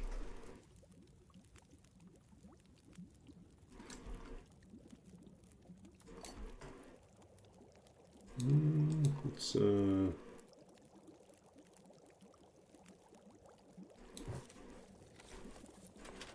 okay, we do have a ton of coal, so we are going to store a lot of this. There we go. Life is easy. Okay. Make some porridge.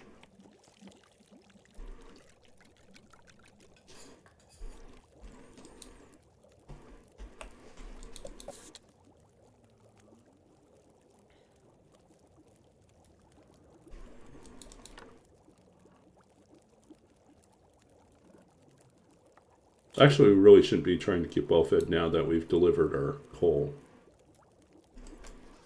We're doing this a little prematurely here. But it wouldn't hurt to cook up some food for later.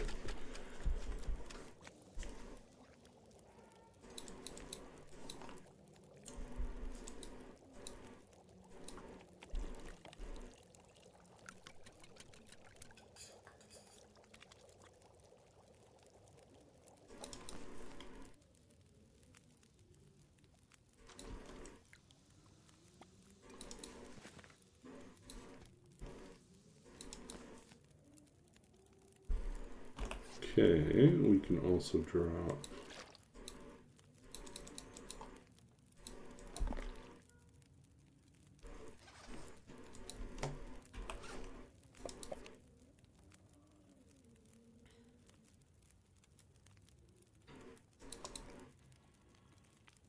Get this out of the way, and we're all set. Looking good.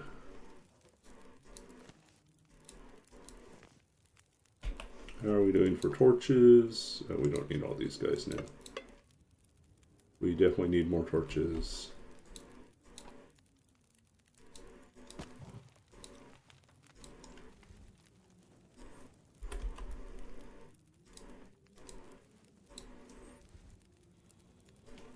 So we're going to probably wrap up here soon, pretty soon. So, but before we go, we're going to read some poetry, and then we will find some interesting TLD player to raid, and bring our whole community over, hang out with someone else. If you see any TLD streamers you think we should raid, feel free to drop them into our chat if you want to make some recommendations. Yeah.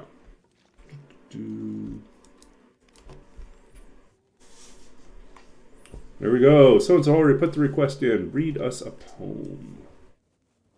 Okay, turn the lights out. Go to sleep, Astrid. Go to sleep.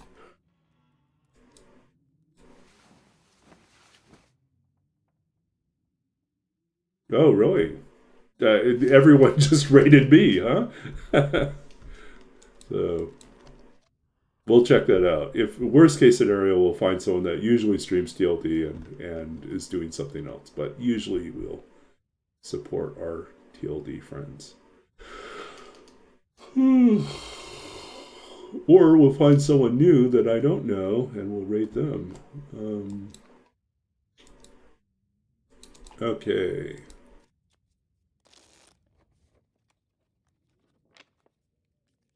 I think we're really good shape right now for Coastal Highway. We just need to find the hammer and the hacksaw. So we are going to spend some time crawling around the rest of the region looking for those things. We know that the hammer will not show up in Desolation Point. There is pretty hard and fast rule that says that in Interloper that the hammer is, other than Broken Railroad, the hammer is never in the same region as the forge. Yeah. Okay, so here we are, first thing in the morning. Is there any repairs we need to do or things we need to break down? I think we have an extra hat. I think the wool is better at keeping the water out, so I think we will just harvest this one.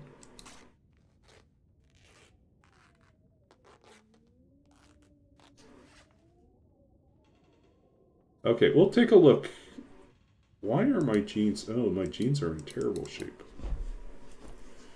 It's the second pair of jeans we found. We forgot we hadn't repaired them yet. Bunch of names you don't recognize. Okay, that is probably what I'm going to experience. Deadpool has betrayed us. Well, I mean, honestly, like Deadpool was doing so much of that challenge, you know, before Christmas, that I don't blame him for taking a break and doing something else. Okay, so let's stick our head out and then pop back in for the save. Okay, enter the building is the save. We are officially at day 10. Okay, so day 10, which means we are one day in. Oh, I think what we should do is we should probably say we are on day 10. And then this is Coastal Highway 17. Something like that. Be easier to tell what we're doing. Okay. Yeah, so let's go read some poetry. Okay, so one way we do that is we have a poem chooser, a little script I wrote in JavaScript to kind of randomly choose a poem title out of my long list of published work. So this is from my first book. Actually, because we have so many new people here, we might read a couple poems. We'll read one. This is from my first book. This is from The Lost Country of Sight, published by Anhinga Press in 2008. It was winner of the 2007 Philip Levine Prize for Poetry, and that's how it got published. And this poem is...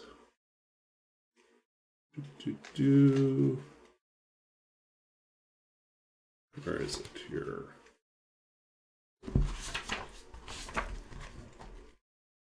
It's been too long. Like, try to remember where this one fits in. Actually, I have to look it up in the table of contents.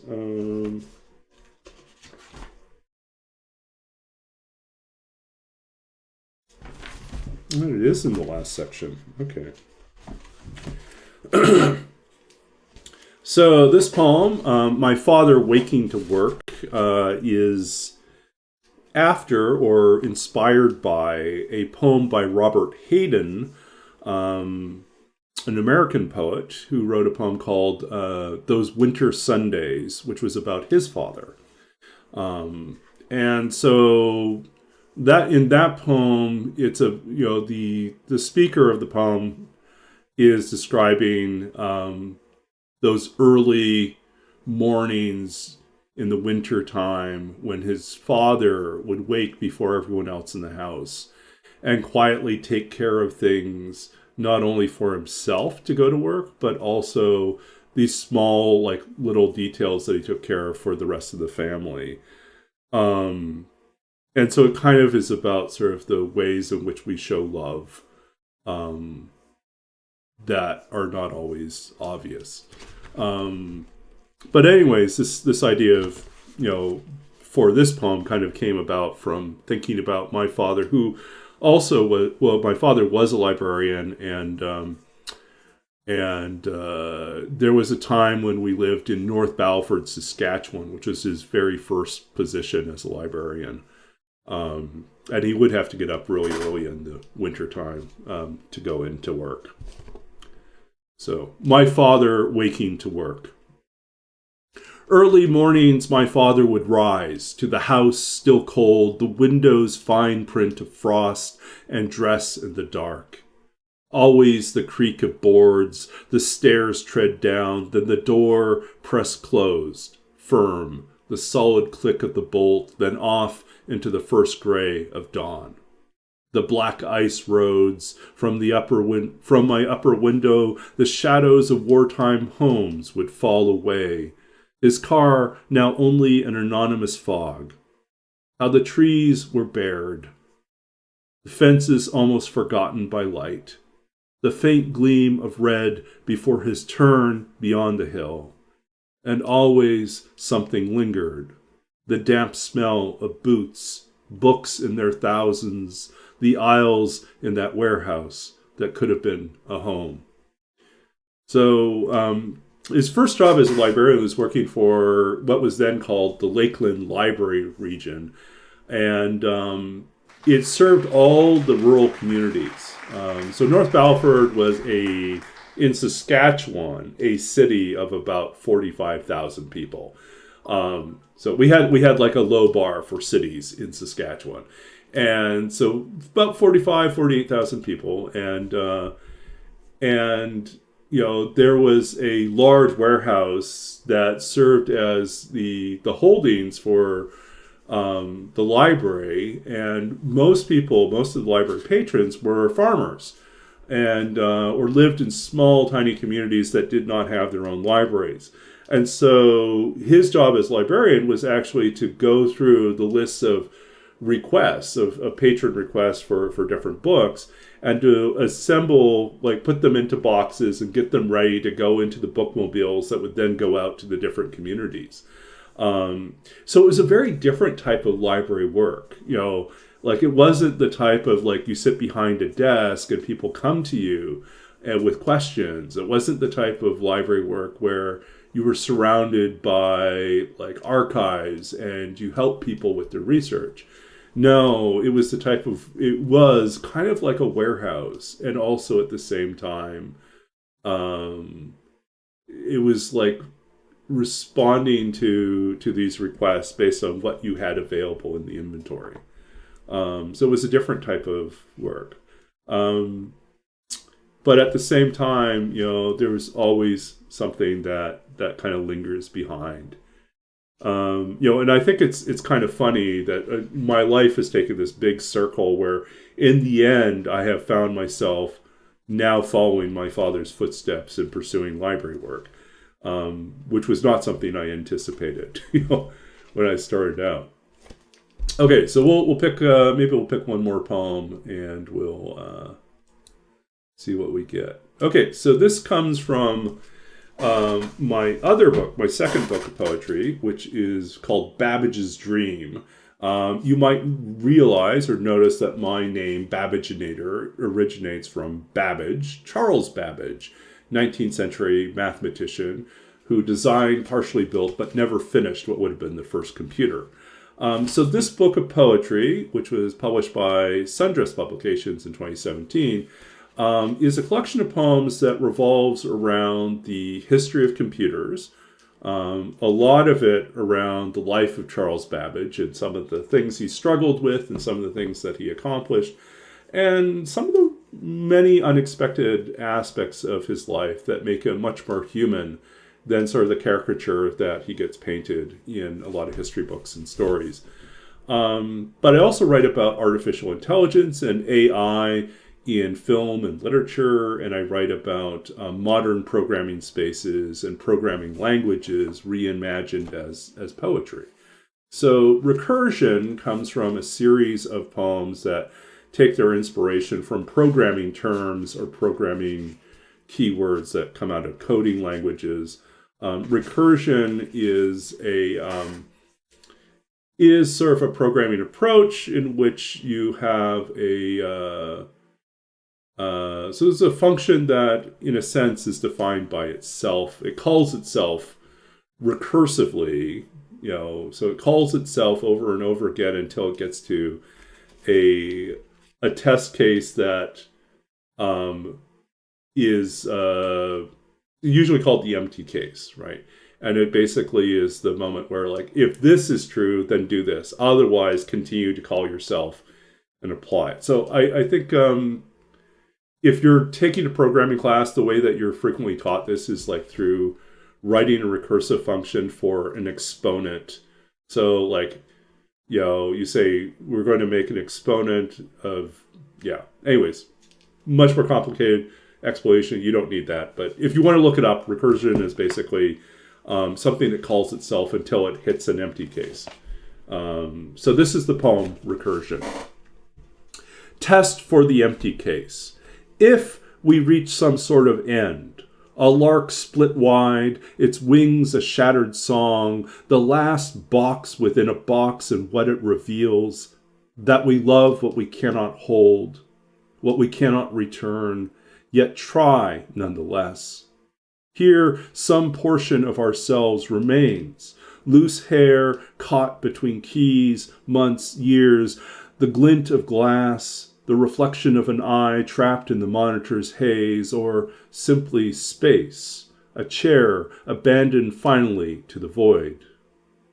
Loop until done, else we will work on, cut adrift from the city, from empty rooms and empty beds. All night the moon looms, a great white zero in the dark. while we watch the freeways empty their nets, the last flickering cars struggling home. From between the slats of our window's view, the night watchman stands atop the parking tower on break, setting his lips to a trumpet, as if to blow the walls down, or to call us back from the grave. Perhaps to tell us something remarkable about the world we've forgotten. Each long note hanging like an iron rung in the sky, a ladder ascending out of the nothingness of work, while we shrink further and further into the distance, like fireflies at the end. Flare, then silence, flare, then dark. All night we pray for arms, for fire, for light. There we go. Recursion. The trumpeter, the night watchman trumpeter, is an actual reference. Now, he wasn't the night watchman, but I did remember when I was working at this computer games company I was working at in Los Angeles. I remember walking back from, it might have been dinner, it might have been lunch. I looked out at the parking tower, and there was a security guard on one of the top levels practicing his trumpet. I thought, what a bizarre sight. And I knew I had to write about it. I knew it was going to show up in something. And so that was where he shows up when I'm writing this. And then I just think about that guy, and he just kind of fits himself into the poem. And then it actually turns into like how the whole poem ends. So you never know. Like you're out there in the world. Sometimes you see something really odd, and it just sticks with you, and then it haunts you, and then it comes back in an unexpected way in whatever you're writing or creating. House. I was in a band that programmed the drum machine. It got the name Chip Norgate. Okay. Yeah. So thanks, folks, for hanging out and sticking around for poetry, too. We're going to, if you like the poetry, want to learn more about what I do, you could check out my author website. I will admit I need to go back and do some updates on it. It's a couple years out of date, I think, on some things. But you can find out more information. If you want more information about, let's see. Yeah, you can find more information about the Babbage's Dream book here, and likewise Lost Country here. As well as links to Amazon or directly to the publishers' sites. The publishers always love it when you order directly from them. They get more of a cut. I don't get any cut because in the first case with the Lost Country, I won a prize, so that was my advance. And that covers, it covers, it's in lieu of royalties, basically, is what the advance is. And then the second book, Babbage's Dream, the publishing agreement I have with that publisher gets me author copies at a very, very inexpensive rate. So I get it basically at cost when I buy from them. So I don't get royalties, but I do get the ability to sell my own books. In addition to them selling or selling through normal storefronts, if I'm selling my own copies, there's a larger margin for me. So, yeah. I will not be on tomorrow because tomorrow I'm running a D&D game. I will almost certainly be on Thursday night. Because it turns out that my roommate, I'm in the process of moving out. My roommate's already moved out, but she has some of her furniture still here, and she had to come back and disassemble her bed, which she did tonight. So originally I thought she might come back Thursday. So I didn't know which night I might be, I don't know. I didn't know if she needed any help, basically, is what it was. But anyway, so I don't have any other commitments other than selling furniture at this point. So Wednesday and Friday I'm running D&D games, and then basically tonight and Thursday night I'm going to be streaming Saturday, I might still be streaming. It depends on whether or not I've packed up the car at that point. But it sounds like I'm going to be here until probably Tuesday. So that means that I'll probably stream Saturday night as well. So let's go for that. Okay, so let's find someone to raid. Let us do that while we still have people here.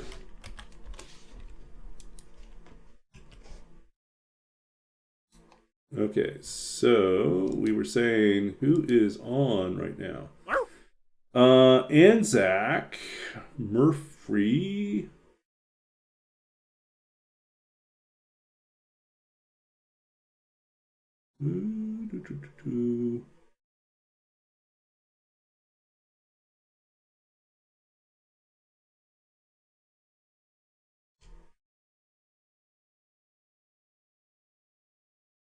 Melbourne. Okay. Australian. So someone recommended Anzac, so let's try Anzac.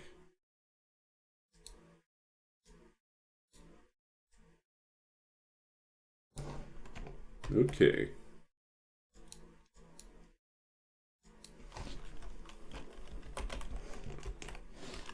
Okay, so let's see if we can raid Anzac. Sometimes we it looks like we're good to raid. Okay, so if you want to hang out for a little bit, I'm going to pop over and hang out with Anzac for a little bit, get to know this streamer, and we will see you Thursday night? Thursday night. So we'll be back on Thursday night. Until then, take care and, yeah, survive well.